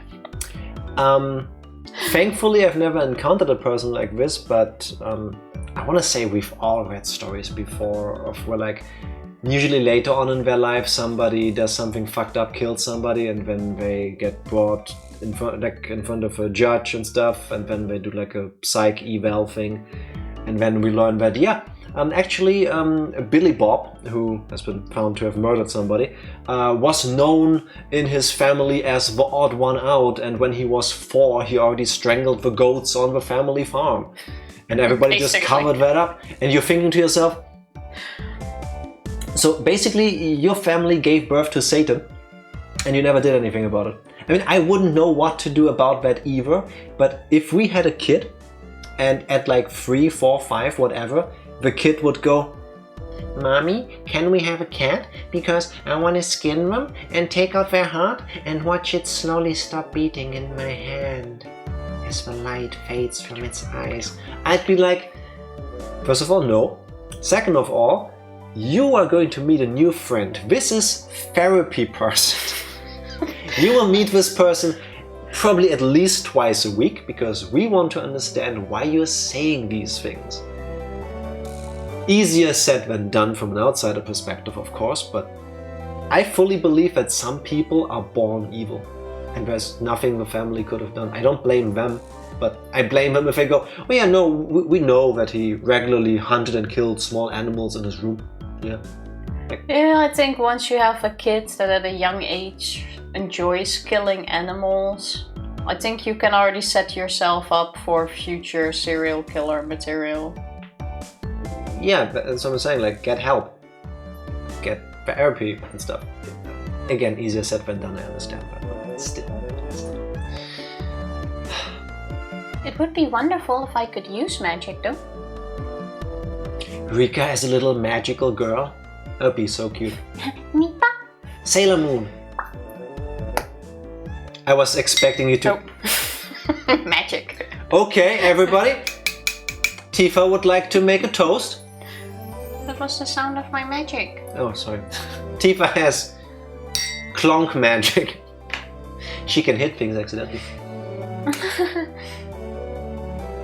If it's Rika-chan, I would go along with that. Mm-hmm. Well, for the people who believe it was the work of humans, the ending was a big revelation. No, it wasn't. From the first incident until Rika-chan was killed in the Great Disaster, everything was scripted. Knowing that it's all one big incident vastly increases the amount of material you can hypothesize with. But did it though? Because I remember starting this game with you and going, "No, this is people. I don't believe in this curse nonsense. This is a religious cult, like, they're just using this as an excuse to be doing these things." And at this point I'm like, yeah, no, that's supernatural. Like a 5-year-old telling you on the dot, next year this person's gonna die, then this one, then this one, then this one, and then me. It's like... I started to be convinced that there is something supernatural when the chapters started bleeding into one. And I think yes. A lot will have a logical explanation, like in chapter 2 with the whole Mion Shion who did what. I think that can be explained away. Yes, from the meta-narrative perspective, this thing is what trips me up the most. There cannot be a logical I don't think there can be a good logical explanation why the chapters 1, 2 and 3 can happen the way they did, and then you go, yeah, no, multiverse. I don't think that's gonna be it. No, I think there's gonna be a little bit of supernatural, and I think that will definitely be Rika and what is happening. But I think a lot of like the deaths and things that aren't fully explained on how they ended up dead, for example, will have some sort of explanation. How the fuck did the person that Keiichi killed in chapter 3 get up afterwards? That is something that is gonna be a good question. Not impossible. There have been stories of people who have been near death from being attacked or whatever and have walked away. We don't know if a person survived, but you would imagine if this like basically dead person crawls, swims, sludges their way out of the mud and then goes somewhere, that leaves tracks. Well, it could still be that the nurse dug him up. Yeah, still, where's the body? Well, that's up to her to answer, probably in the swamp. But I don't think everything that has happened, they can start adding up to, oh, this was supernatural, this was supernatural. So I do think there will be some explanations with like drops of supernatural in there. We're gonna find out. In a couple months. I think that the prophecy is proof in itself that Rika-chan has some divine power. In other words, it's proof that there's some mysterious power at work in Hinamizawa. I think it's proof that the incidents weren't the work of humans alone. Oh, the inside of my head is so muddled. I don't know what's going on. That's right. More importantly, that expression that Rika-chan was wearing this time? That was super scary, wasn't it? Beep. I think my biggest reason at this point, while I actually really enjoy the all-cast review after these chapters, like I love the idea that this is like a mystery show that we're filming and these are the actual actors, and like Rika is like, yeah, like a child actor. Like she's really good at acting, but she doesn't understand why she has to do these things. Like she doesn't understand the plot, but she's like, go back to Tokyo, Akasaka. And then after she's like, did I do well? Like she doesn't understand the horror of whatever she just had to portray. Yeah, I was surprised too. I never thought that cute little Rika-chan would laugh like that. Hey, just for a little bit. Could you show us that face one more time? Oh god, jump scare. I don't want to. Thank you. I don't want her to do that outside of the story. What?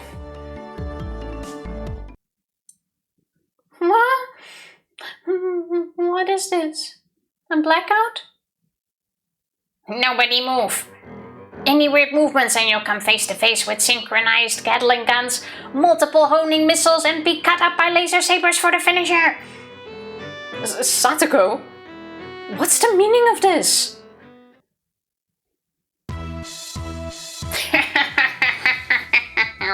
We'll now be starting the after party for everybody who didn't have an appearance this time. Suddenly Satoko is sitting in this giant robot mech with synchronized Gatling guns, homing missiles and laser sabers. That'll be amazing. Thanks for that wonderful introduction. Hello again, everybody.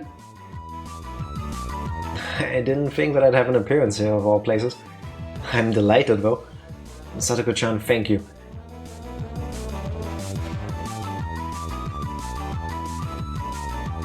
How can you not dance to this music? Hello, everybody. Yeah? Missile! Oh? Oh my. Didn't I warn you not to move? Ryuge-san, are you okay? Hojo-san, you didn't have to go this far. Oh my god, Chie moved. The grudge of somebody not making an appearance is a terrible thing. Satoko had lots of appearances in the main scenario. That's true. The grudge of somebody not making an appearance? Oh god, Shion. Damn it! When was she able to set up this many traps? Maybe that when this place was selected as the venue for the after party, at that point my traps were already set. Oh, I know. There's somebody behind you pulling the strings. Shion. There is, isn't there? Come out! Ah! See, I can't understand where the story is going with all of the stuff that's happening, but I can call this one. Hello, my sister. How are you doing? Also, isn't this place always selected for the after party? I would think so, but also maybe this is a different angel mode. Like, hey, we're gonna announce shortly before where we're going to meet, like every year. I feel like we've had that at my workplace for Christmas parties, because for a bunch of years we always would go to the same venue, which I was okay with because I liked the place. But like every year it's like, hey, CEO Senpai, where are we all gonna go for the Christmas party? It's like, it's the same place as last year. It's like, okay, cool. Oh, it's Shi-chan. Hello. Yeah? She moved again. I feel sorry for her falling for the same trap twice. I thought it was you, Shion. Even though you get to be the main character for a scenario, this is how you behave? Now you've gone and done it. Even if it is only the bonus scene before the answer arcs, I can't let my sister have all the appearances. I'm not that generous, you know? Well, in any case, I just let Satoko start a little something something. Shion, what is it that you want? Let's just say I'm securing myself a little safety buffer. The other day, for some reason, you were steadily getting more votes in the popularity poll. Yep. In the first half of the Watanagashi chapter, there were a lot of people getting infatuated with Michan. Getting what?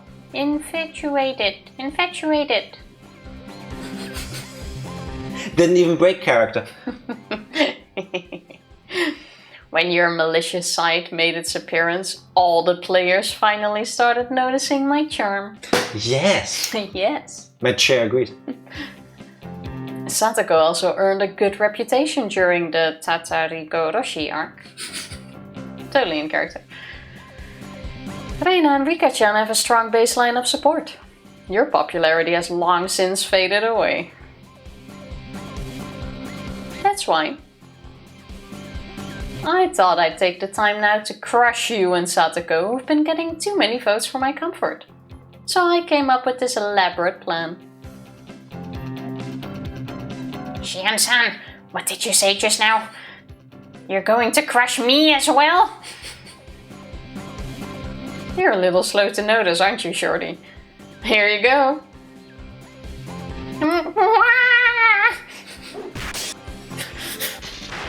It's kind of a shame you don't get to see what sort of traps these are. Like, what do I need to think of? Like, hanging off the ceiling in a... Yes. Yeah. Or like a bear trap. Suddenly Sako's leg is gone. Goodbye, all you regulars. Hello to all you irregular folk. Hi. All the main characters are done for. Shion-chan. You don't have to go that far, probably. Probably. Now, Jiro-san. It's interesting, so just let it be.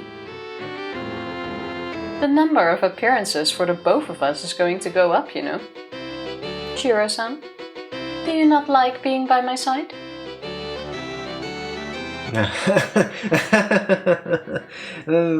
That's not true. Chie-sensei, did Shi-chan pay you off too? I'm sorry, Ryuge-san. Why do you keep saying Ryuge? Ryugu. Shion-san said she would make me a new segment called Teach Me Chie-sensei, starting from the next scenario, so I just... We need that, bro. Teach me, Chie-sensei? I'm pretty sure that's a line used in one of the adult fanfiction that somebody has definitely made about Higurashi. But at the same time, I would totally not be opposed to having like a tip or something, which is like Chie's favorite curry recipe. That'd be cool. Well then, who should I dispose of next in a most embarrassing manner? Maybe Satoko, since she helped me set this all up?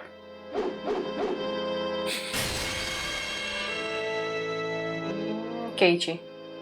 He never shows up, so I think that's the... I won't allow that. Yeah.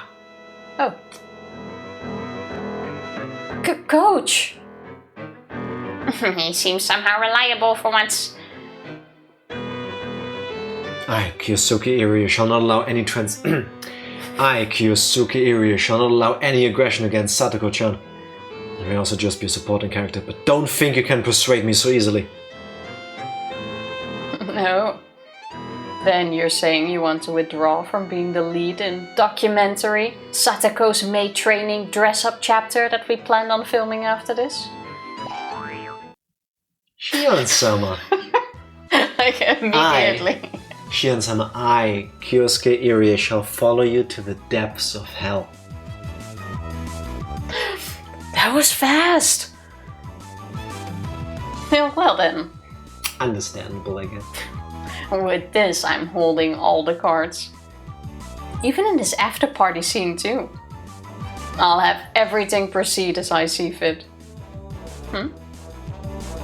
We're missing somebody. Akasaka, Miyuki, Keiichi. Shion-sama. True. Ryuga-san isn't here. She escaped at some point. There she is. Ryugu-san. Didn't I just tell you you shouldn't move? Reina-chan. I won't do anything to hurt you, but it's easier if you don't resist. Sorry, but all this is really bizarre. What are you trying to do? The Miyakashi script? I see you're planning to secure your role before any of your lines get cut out, aren't you? Resistance is futile. Reina-san, you should stop your pointless resistance and just come along peacefully. If you make me angry enough, then not only will you suffer, but so will my dear sister as well. Alright. You can't do anything just by getting your hands on the script. Reina, I'm sorry, but do what they say. Just in case. It's alright, don't worry. Now that we have the Miyakashi script, we can reverse the situation. And now suddenly she's no longer the main... Is that why chapters 1, 2 and 3 together made no sense? Because the characters in the background keep changing the script? Reverse the situation? Exactly what are you scheming? Reina-san, you're pretty good at making me laugh. Then why don't you go ahead and try? Show me how you're going to turn this around. I'm so lost. Yeah, also not fully sure what she's trying to do here. If I keep pressing a button, we'll find out. Are you certain? Are you Certain? Are you trying to summon cats? You're spoiled, Shi-chan. Even if you didn't have any appearances in the main scenario, you've had so much screen time during this after party, you're spoiled. Wow, spoilers in my Higurashi. When exactly are you saying I was spoiled?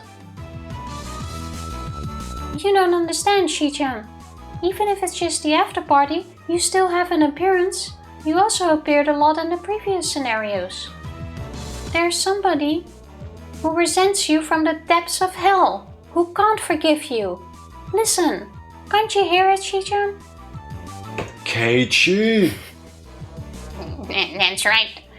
I understand now. Why Keiichi? Because he hasn't been in this one at all. True, but why would he resent her for that? I don't know. I was just saying names. I'm sorry for trying to come up with things. You only come with things that are true and correct. Well, Jack, you said something I don't agree with. I get it. Kei-chan! Oh, okay, yeah, it was true. It was true indeed. It's almost like I wrote this script. But I still don't get it. That's right. He never has any appearances during the after parties. There's no way Kei-chan would allow somebody to monopolize the after parties all to themselves without him. But I thought he chooses not to be there. Remember in the first one where he goes like, oh, I'm busy reading the script of the next chapter, like all you guys should do too. Like, he's not showing up because he doesn't want to come. I don't know. Let's find out. I made a mistake of not getting water. I see. No, I'll rather not do. It's just cold green tea, people. It's nothing weird. So, how is Kei-chan going to appear here when he's still at the studio recording lines? Oh, Kei-chan is coming back? Why would he not? I don't know. If we're gonna redo a normal chapter with the main cast, he would also be there. Who says we're going to do that? Yeah, true. That is true. It's not as if anyone here will have surpassed his workload. I just kind of expected this being a bonus chapter, that we now will go back to the normal setup. I don't know. That's just your self-centered way of thinking, Shishan. No. That's the voiced word count from Akasaka's part. Chie-sensei, hold Reina-chan back. Huh? Huh? It's too late. It's finally your time, Keiichi-kun! I'm so confused.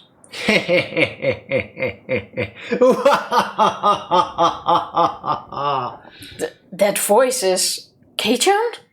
No way! He's still supposed to be recording lines at the studio. You're right, I was until just now. Every time I get left at the studio, I get told, you can join the after party if you beat someone on the remaining word count. But I always have 2 to 3 times the script volume of the other characters, making it impossible. It's like the sound director doesn't want to let me join the party from the get-go. At least that's what I had thought. But finally someone overtook me, a certain character. Shion, feast your eyes on this. Huh? That's right. Now she's appearing in more scenes as the main character. Shion has to speak twice the lines she's had so far. And since Shion and Mion have the same voice actor cast, that's double again. As a result, I've finally been excused from staying back. Meaning, Shion, it's your turn to be left behind. No way! I have to speak this much for Miyakashi? Let's see. Kei-chan has about 500. And Shion has over 2,700. That's like the total for all the characters together in a normal adventure game. Further adding on Mion's lines makes a total of... I don't want to know. I don't want to know. So, with that, Reina, you have my thanks. When even the moon abandons the land and shrouds it in true darkness,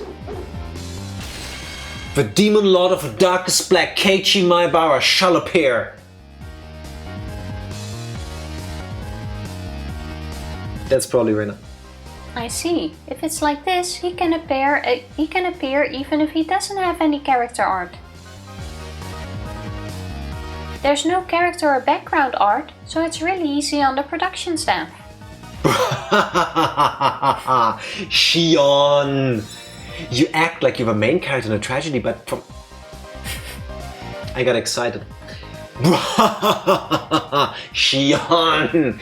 You act like you're the main character in a tragedy, but from my point of view it's more like a comedy. It seems like you've gotten a little carried away. Every after party. Always being last in the studio, missing every after recording meal, witness my anger, my grudge, and all of my sorrow. I shall instill it all upon you. It almost seems like Keiichi-kun is doing some sort of bad guy transformation sequence. This isn't some sort of transformation. I'll have you know I've always been a demon lord. And as of right now, this world which is enveloped within true darkness shall dance upon the palm of my hand. Within this world of darkness, there are none who can oppose me. Keiichi-kun is kind of scary, Scary. The age of the frightening Higurashi has come to an end. From here on out begins the dawn of a perverted and cutesy Higurashi. What did you say? Maebara-sama, bring me with you! You know it, coach. Then, as a first step, I'll show our doctor-cum-coach my power. That somehow seems so wrong. I hate the word cum in English. I think it's Latin, but if you throw the Latin word cum into English, been, it's kind of got a different flavor to it when you say it like that. Yeah. What is this? Takano-san is in a miniskirt nurse outfit. And it's not some pink one like you'd find in a gouge. He knows what he's doing. It's a proper pure and innocent white. Even though she's a nurse, she doesn't appear in the outfit even once during the main scenario. You've got to be kidding me.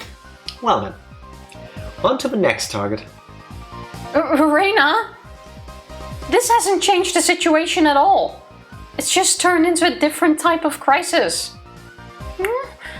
I can't do anything in this darkness. Now then, who should I make wear what next? Maybe a nice school uniform, gym clothes, school swimsuit, triple combo? A triple combo, so you first wear the swimsuit, then you put your gym clothes on top, followed by... You're thinking too much, just horny. No think, only thong. Also, you need to come over here, you need to do this differently. Maebara-sama, you're the best. How about a bunny girl? A booth babe costume? No, a leotard could be good too. No, wait. How about just about making everybody hyper sexy? But of course, leave the socks on. Whoa! That's a good idea! You know your stuff, Coach! I feel like we're finally seeing eye to eye here. Wait, Maebara-san. No, Kei. Call me Eerie from now on. Call me Dr. Eerie. I'm not sure what is going on here exactly. No think, only funk. You know why? Apparently. You know why this is funk? Because it needs the bonk. I think it needed the bonk a while ago.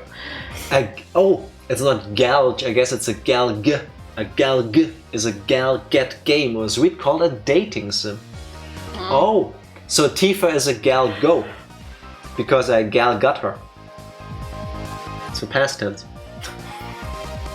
I'll never understand this kind of Japanese humor. I'm really good at reading those lines though. There's a part of me I can tap into this. Okay, you can't forget about us. Tommy and Cloud are already on your side, Kei.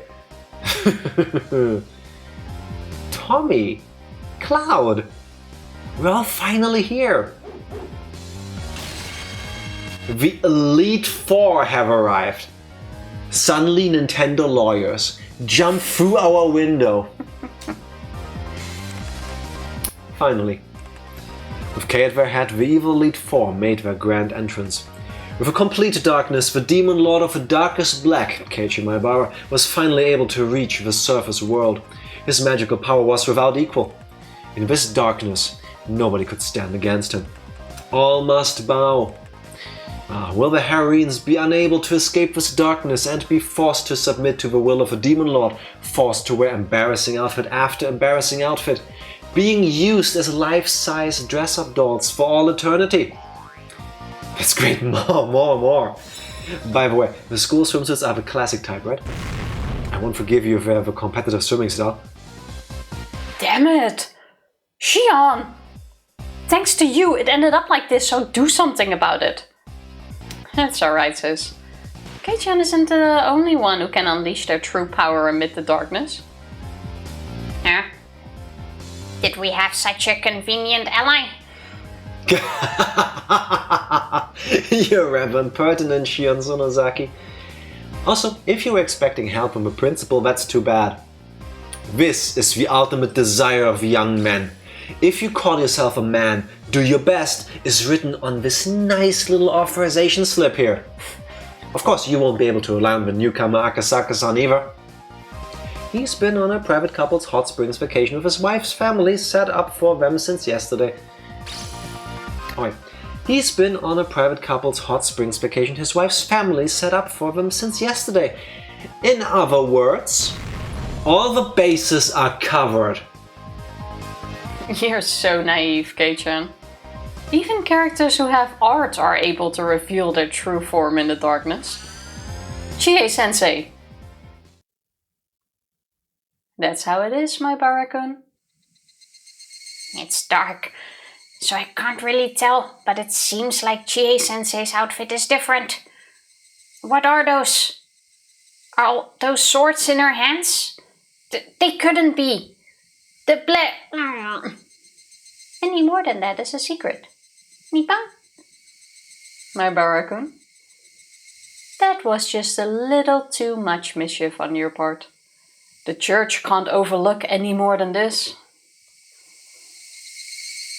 Church seems to be really good at overlooking certain things that are pretty much exactly like this, if not way worse. No, actually, way worse. We know this. That's the fucked up part.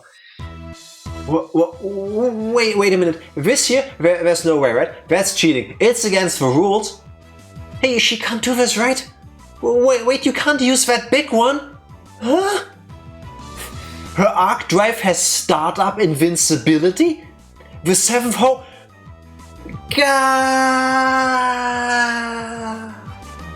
Is that shot in the anime when somebody gets hit with a huge energy blast and then it turns black and white and then just the outlines and then they slowly evaporate? Those are kind of cool shots. Yeah. Suddenly bright. Yes. There's a reference to Chi being similar to Ciel from the Tsukihime franchise. Do I need to read that one next? So we got exactly nothing out of this one, did we? Oh no, it continues. It's not done yet. That was so random and I'm still not fully sure. So basically, the actors and actresses all came together and they were having a party. And then, for some reason, Keiichi went like full pervert. Because that's what goes through every... You know? No, not just every man's head. It's not a man or a woman thing. For everybody's head. You see a character in a video game and there's this little part of you that thinks, how fuckable is this character? No. Then you don't have the energy to write a visual novel. Clearly. I'm guessing that's the energy that we're all channeling with. Hence the, ooh, why don't we put this character in a sexy outfit? This is basically the main driving point behind all of the money all the gacha games are making. Hey, we give you cute girl character that fulfills these 5 archetypes. We just tick all the boxes. And then you get like 2,500 different cute, sexy girl characters. And then we ran out of ideas without making copies of already existing characters. So then we go... Different colors. Different hair colors, different outfits, bikinis, underwear. And then suddenly you find somebody on the subway, on the underground, on the subway with you going like, yeah, pay $49.99 to unlock Chi bikini DLC. I guess, yeah. I think the worst game I can or the worst type of games I can think of from the top of outside of gacha games, the Dead or Alive series. It's a fighting game, or fighting franchise. So one of the things that the developers really liked was girls with really big boobs. Okay. So very early on they gave them jiggle physics and stuff. And then there was a part of a fandom that went like, okay, can we have the characters, but only the sexy part and none of the fighting? So they made Dead or Alive Paradise, where it's like... Where it's like 10% dating sim, 50% volleyball and other things, and also like taking pictures of them. No. And then that became a spin-off franchise. And for Dead or Alive 5 and 6, wait, I'm gonna check that right now. Dead I may or may not remember Alive. playing that game. The fighting one, right? Same. Yeah, of course. Of course. Who would buy Dead or Alive Extreme Beach Volleyball? I mean, weird, right? Nobody bought that. It flopped so hard. They made multiple other games. Dead or Alive 6. Okay, I'm laughing because I see the price. When it's not on sale, the base game is €70. That's like $80 over here. What the fuck? And if you buy all the Holy DLC individually... That's a lot of bikini DLC. Actually, it doesn't even load for me on one page. Dead or Alive 6 has... 461. 461 pieces of DLC. That ranges from extra characters, most of which also ladies, by the way. It just How is happened. an extra character €6, for example, but a hot summer costume set is 25? Because the character makes it easier to masturbate to the game, but the character with the outfit makes it very easy to masturbate to the game. Okay. Again, no think, only funk. Yeah. Yes. So if you want to own the entirety of Dead or Alive 6, be prepared to shell out quadruple digits. It's disgusting. That was a long list. All I know is it involves vampires. Does it? I don't recall that part. Which is kind of sad because I actually liked the Dead or Alive games for the fighting mechanics. Well, from the looks of it, they're not sucking blood. Well, the blood goes somewhere. They're just bad at it.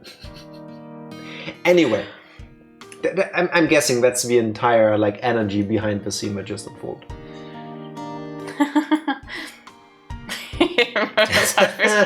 Hello again. Thank you very much for playing Higurashi When They Cry Himatsubushi. You're welcome, Rina. I think you already know this, but Higurashi When They Cry is a type of visual novel without any choices. Therefore, compared to adventure-type visual novels with branching routes to take, it's much closer to the experience of a book or a movie. Because of that, there is the opinion out there that this should not be called a game per se. I kind of do agree that this is not a game. Yeah. Like, we're playing it, but it's not a game. Yeah. We're reading it technically. Yeah. There's no gameplay. Yeah. Clicking doesn't count. If you're just watching it, like a book or movie, Higurashi When They Cry isn't really a game, true. That's why, as you know, there are a lot of mysteries referenced during the course of the experience. When you challenge those, this will become a proper game. Oh, that's actually kind of a smart idea. The visual novel itself doesn't give you gameplay. So the idea is that the thoughts you put into it, the theories you come up with, the thinking you're doing, that is the substitute for what would be the traditional gameplay in this type of game. I mean, yeah, but you would do that with a movie or in a series too. True, therefore every piece of media that makes you think becomes a game, if you think about it. I don't call that a game though. I never thought of it like this, but I can kind of understand the thinking behind it. I see what they're trying to say, but I don't agree. Yeah. Still not a game. All the players have the privilege of scrutinizing this mystery-packed story from all sorts of angles. For example, forming a theory about the mysteries during the course of the story, sharing them with your friends, and receiving their theories in return could be fun. Exactly. In any case, the next chapter starts with the answer arcs. Nice. We're finally there. We've tentatively called it Miyagashi. But answers are a sad thing. Based on what is revealed, all the possibilities that you were allowed to imagine until now will suddenly become refined down to a few. Based on that logic, we think that right here, before the answer arcs, is probably where people can enjoy this work we call Higurashi When They Cry the most. That's a lot of thought that went into telling a story. That's like, I like it. That feels really deep. And I never gave it that much thought. Yeah, no, that makes sense. If by any chance while you are reading this you already have the Miyagashi chapter at hand, please enjoy hypothesizing. Why can I not say that in English? Hypothesizing, theorizing, and fantasizing to the fullest before you start. That's where the real charm of the series takes place. Sorry for saying something so impudent. There's nothing better we'd like for you than to enjoy Higurashi when they cry. Well then, have a long and pleasant night. We're waiting for you all in Hinamizawa. If you come and play with Reina, I'd love to go treasure hunting together. Hmm? Aww. Eye-opening arc. That makes sense. Doo-doo. There's one more thing we gotta do tonight. There's a certain thing we have not seen. Canonically, this doesn't exist. The Reina narration just told us that Higurashi When They Cry does not have any interactive moments. There is no choices. But there's one. You put it on the end pages somewhere.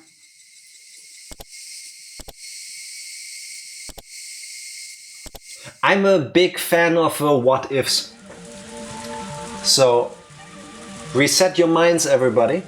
We're now back in the moment where Akasaka and Oishi have gone after the people that have kidnapped Toshiki Inukai. And it's the heat of a moment. It's the gunfight sequence. And for the console re-releases, they added an interactive moment. And now we're gonna check what happens if you pick the wrong choice. It wasn't something that somebody far away could hear. Let's watch for an opportunity. Let's go the bad end route. Shit. I can't afford to die in a place like this. I need to survive and return to Yuki's side. For a moment I catch a glimmer of hesitation in the eyes of a man holding the gun. This guy's unsure about shooting at me? If so, maybe if I jump at him now, I could... Ah! What? You damn bastard! In a flash. Everything before me grows dark as my consciousness leaves me behind. It was only after my body temperature rapidly came down and the burning sensation in my chest turned numb that I realized I had been shot. Rip. And that's the bad end. Everything goes dark and you die. Yep. That's it. Super quick. Annoyingly enough, if you hadn't saved before that, if you did that, well, good luck. No, Play it again. There was a force save just before that, wasn't there? No, there wasn't. I did that. I saved. Oh. Yeah. I'll start from that point again, from your last save. Maybe it will go... Actually, it doesn't matter. What? No, never mind. Doesn't make sense what I said. I was gonna say maybe it does like an autosave anyway, but... No, this game does not autosave. Which... This game also does not do options, but... Yes, it does. Look, it has a configuration file. There you can see all the settings we use. Beautiful. That's chapter 4. How'd you like it? Hard to say. It started off as my least favorite. Mm-hmm. But I'm not really sure where I would put it. Like, it started off really slow. And I wasn't a big fan of it. But like, towards the middle, I started enjoying the chapter a little bit more. Even though the writing was still a bit more awkward. And I don't agree with everything that was set up. Like, more so than in the other chapters. But it was interesting from this point of view. Yeah. Welcome, Benjima. Happy Sunday. How are you doing? And Mami, yeah, we're done with chapter 4. And it's too late to start chapter 5. Then we're gonna get like 5 lines in and then we're gonna call it a night anyway. So and it's not even that early, people. Yes, it is. Please keep shaming her. No, I understand what you mean. I'm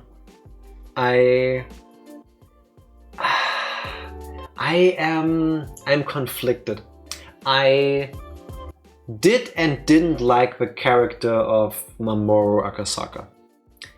I found him very relatable in some regards, and I found him one of the dumbest main characters of a visual novel or any game I've ever seen. I really hope we get an answer to why he was thinking it's a good idea to keep running around in his hospital gown and stuff. It's a little bit more frustrating because he's an adult. Why he didn't pick up on the "it's a dilly of a pickle."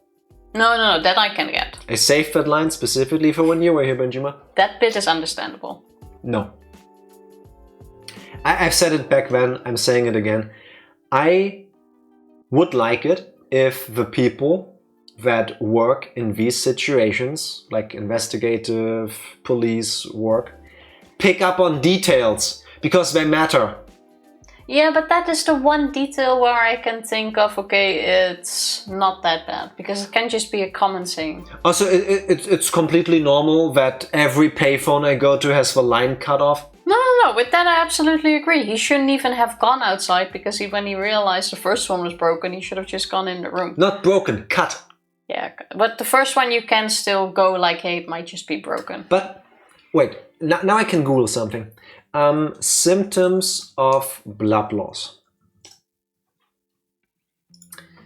Sleepiness, chest pain, weak pulse, cold hands. Confusion is one of them. Yeah. So I can understand that he did. I can give them that he did these things, because he has been punched in the head. He's been kicked in the head. He's fallen on his head. He's had somebody take a stone to his head multiple times. He's been shot and he's passed out from a mix of blood loss and exhaustion. He is in no good state. He is probably, I've never been in this state, I hope I never will be, but I would imagine after waking up he's in a state of instinct rather than conscious thought. I said it back then, it's like, I have a wife, I love my wife, I need to talk to my wife, I need to reach out to something that keeps me grounded, that gives me normalcy. I need to speak to my wife. Oh, the payphone is broken, I need to find another payphone. Okay, where's the other payphone? Okay, I'm going to the other payphone, this one's broken too, where's the next payphone? Please help me, lady, I need to speak to my wife. Yeah, but it doesn't feel like it was set up in a state of confusion. That could just be the way I was reading it. So I'm willing to give that some leniency. Overall, I liked this chapter. I'm very happy that we only had Mahjong. We didn't have more card games that I didn't understand but needed to read out about. Because I can already not understand card games when somebody explains them to me. I can understand card games even less when characters in a video game are talking about details of card games. I didn't understand a lick of a Mahjong part, but hey, one and done, That's right? True. I would have liked it even more if the key moments actually got more fleshed out, if he had been around for it. Because essentially what you get with Himatsubushi is Akasaka gets a job that leads him to Hinamizawa. Akasaka learns about the murders going to happen, and then because of personal tragedy, time skip. So it's like, okay, we're fleshing out the world building, we're showing you a little bit of Hinamizawa in the past, we're giving you little hints and details, we put the hearts on the I's and we cross the T's. And then, when you think, now we're getting to the meat and potatoes of what this is going to be about, you know, going back in time to roll it up from the beginning. Nope, time skip to after. But what did they need to do there? He forgot about it, he didn't do anything with it, so all you would have gotten was a slice of life on how he's dealing with his grief and raising his daughter. There would have been nothing about the Hinamizawa part. I didn't know that was gonna happen. I went into this chapter thinking, at that point where the investigations happen, I was thinking, first of all, why is this such a short chapter? As we've been told before. Also, so what are we all gonna learn? And in fact, eventually we learned not that much, I think. We learned that this version of Rika, knew. She knew what was going to happen. I have a feeling every version of Rika knows. That's potentially true, but I don't know. Because I still think she is the one whose blood is spilled in the beginning of the chapters. And she is somehow the catalyst of this happening. And I think here they sort of establish maybe the supernatural thing unless at the end they're gonna go like, hey, this is a human plot. And somehow they're telling this 5-year-old about their 10-year plans on who they're all going to kill, including her. I wouldn't be shocked though. See, that's the thing. That seems weird and out of left field, but again, I could get behind it if it's explained in a way that I can get behind. But with the relationship between Rika and Oreo, I could understand that.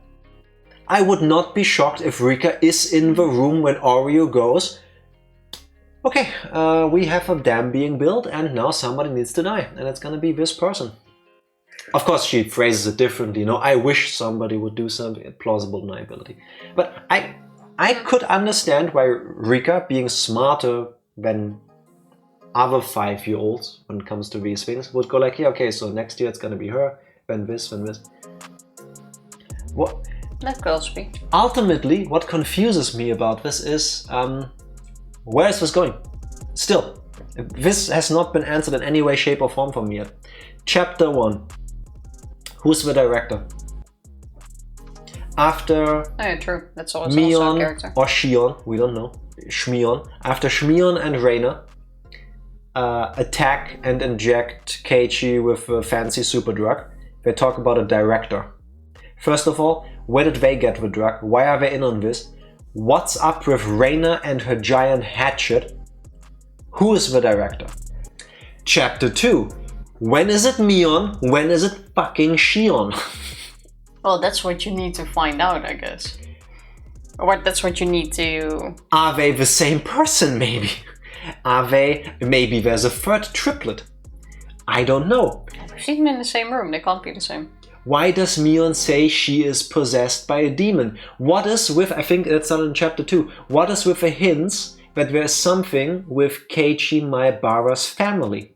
Hey, your mother was from here, no? I hear she's cold-hearted or something like that, and that she's left and then she came back.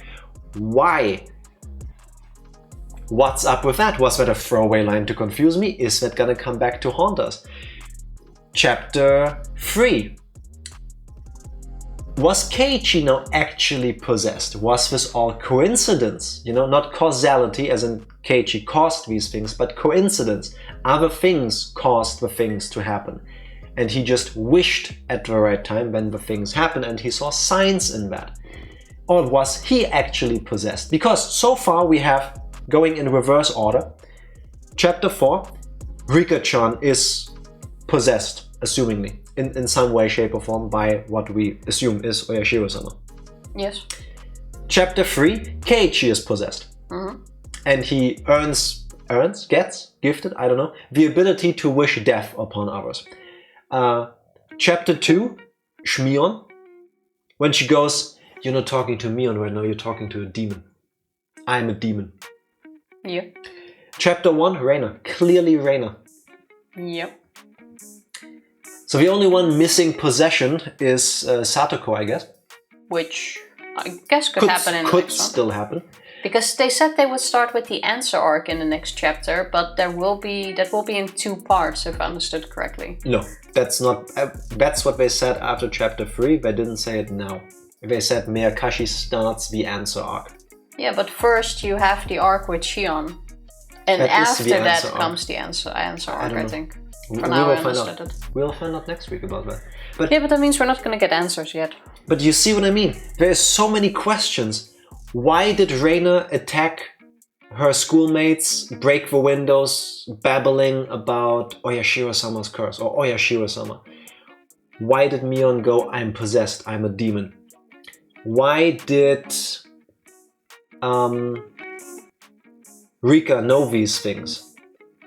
Why was Keiichi seemingly able to curse others with death?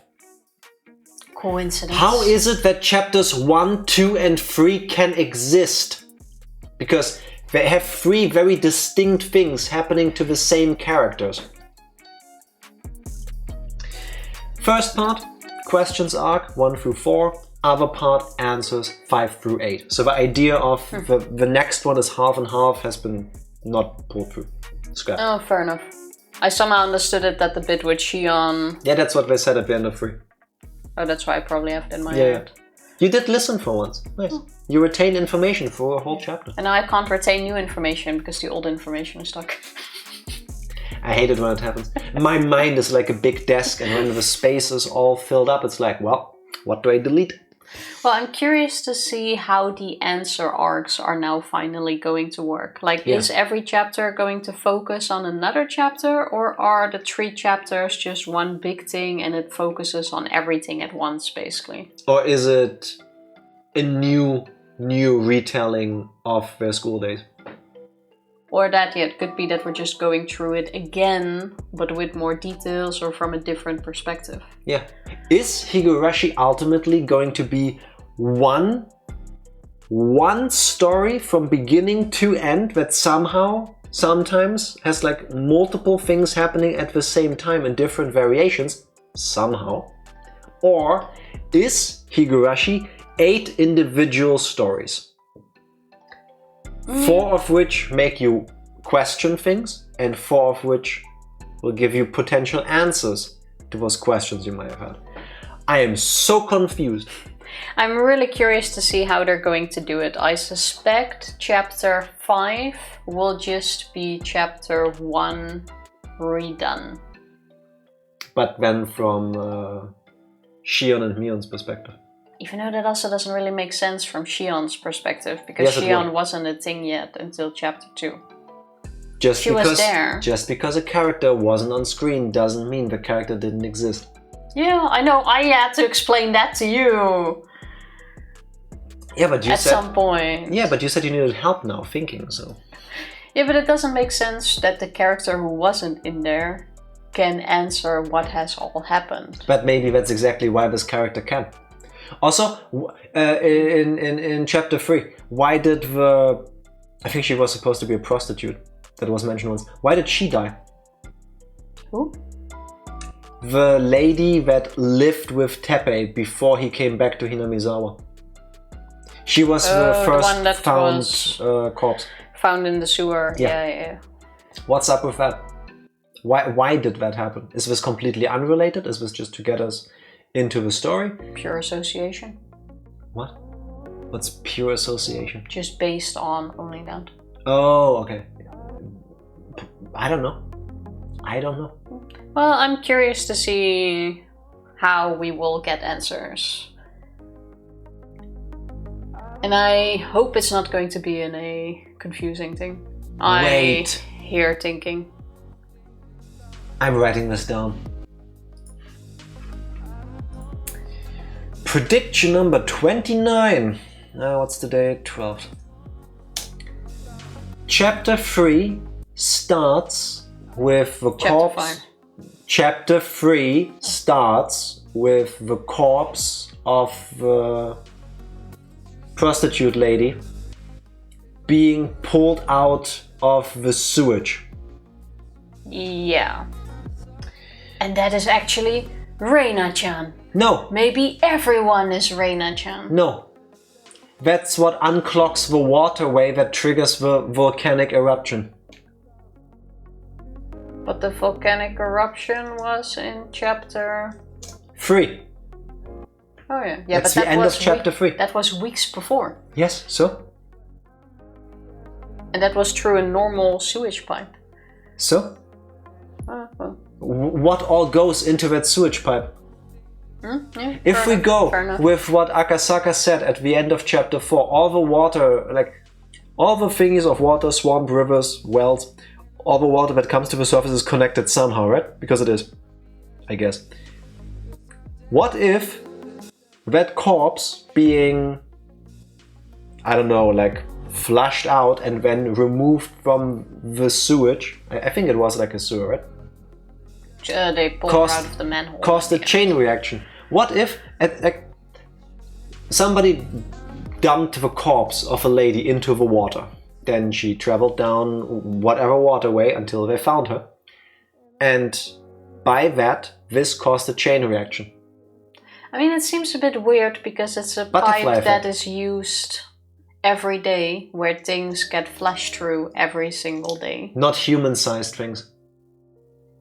I don't know what you're eating, how much fiber you're putting in your diet, but if you take adult woman-sized shits, oh boy, that's... I mean, that's an interesting idea, but it wouldn't make any sense. Why not? Like I said, because it's a used pipe. I'm guessing not connected to the swamps. It has a flowing structure. This is a wild take, but hear me out. You can make that happen.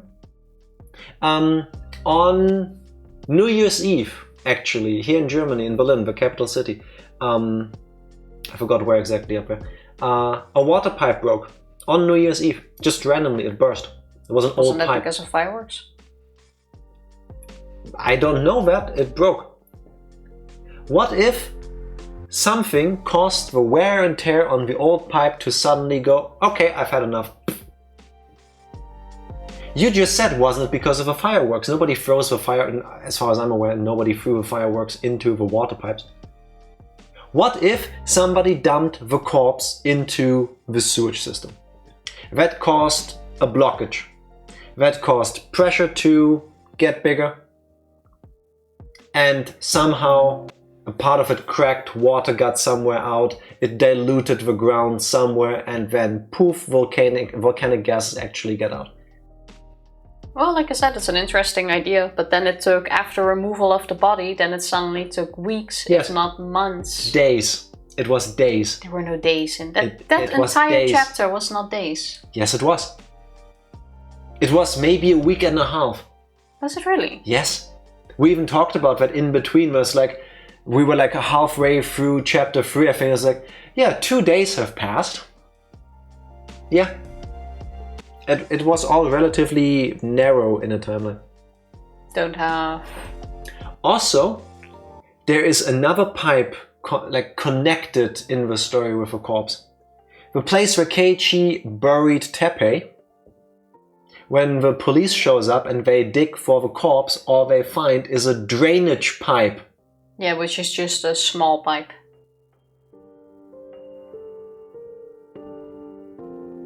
Nah. That one is too far-fetched. But write down your sewer one.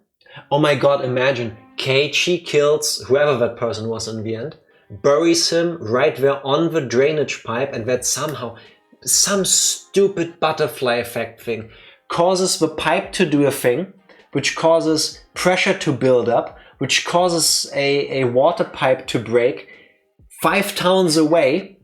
That causes the Earth to move. That causes the Earth to shift. Not the Earth, the planet, but the ground. And that causes uncovering wherever the volcanic gas came out of. Butterfly effect. Yeah. The corpse of beginning being taken out causes The Hinamizawa disaster. the volcanic gas eruption. Well, maybe starting next week we're gonna figure out if you're right or not. That is true. That remains to be seen. Because then we will finally get to Enter the answer answer. arcs. It's been a long road until there. Yeah. But what about the other days of the week? Well, Tuesday we're gonna hopefully finish Little Nightmares DLC. Yep.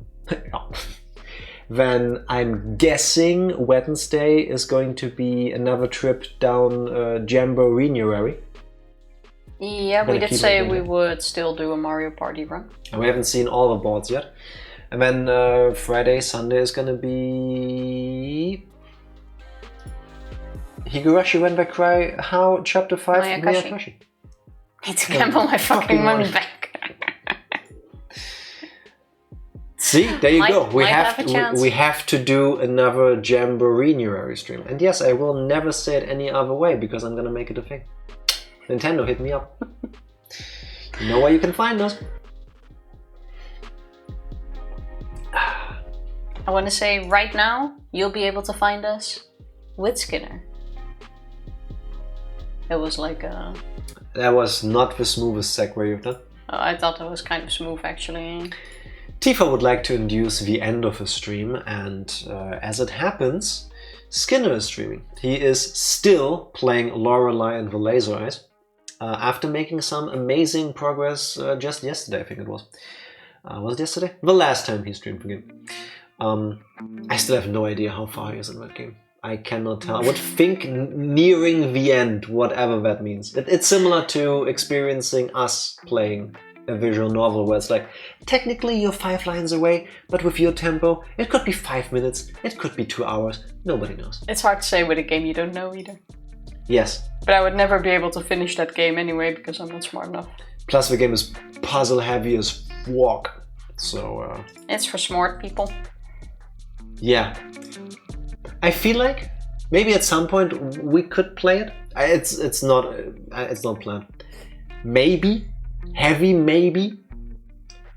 And I have no idea if we would be faster or slower than him. The puzzles that I've seen in this game are so Slower. different, so out there. It's like, huh? At least to me. We would struggle a lot. Yes. If you cannot stick around for the raid, please check out Skinner whenever it's convenient for you. Also, I want to say we ended stream at a normal time. I just want to point that out. Early night.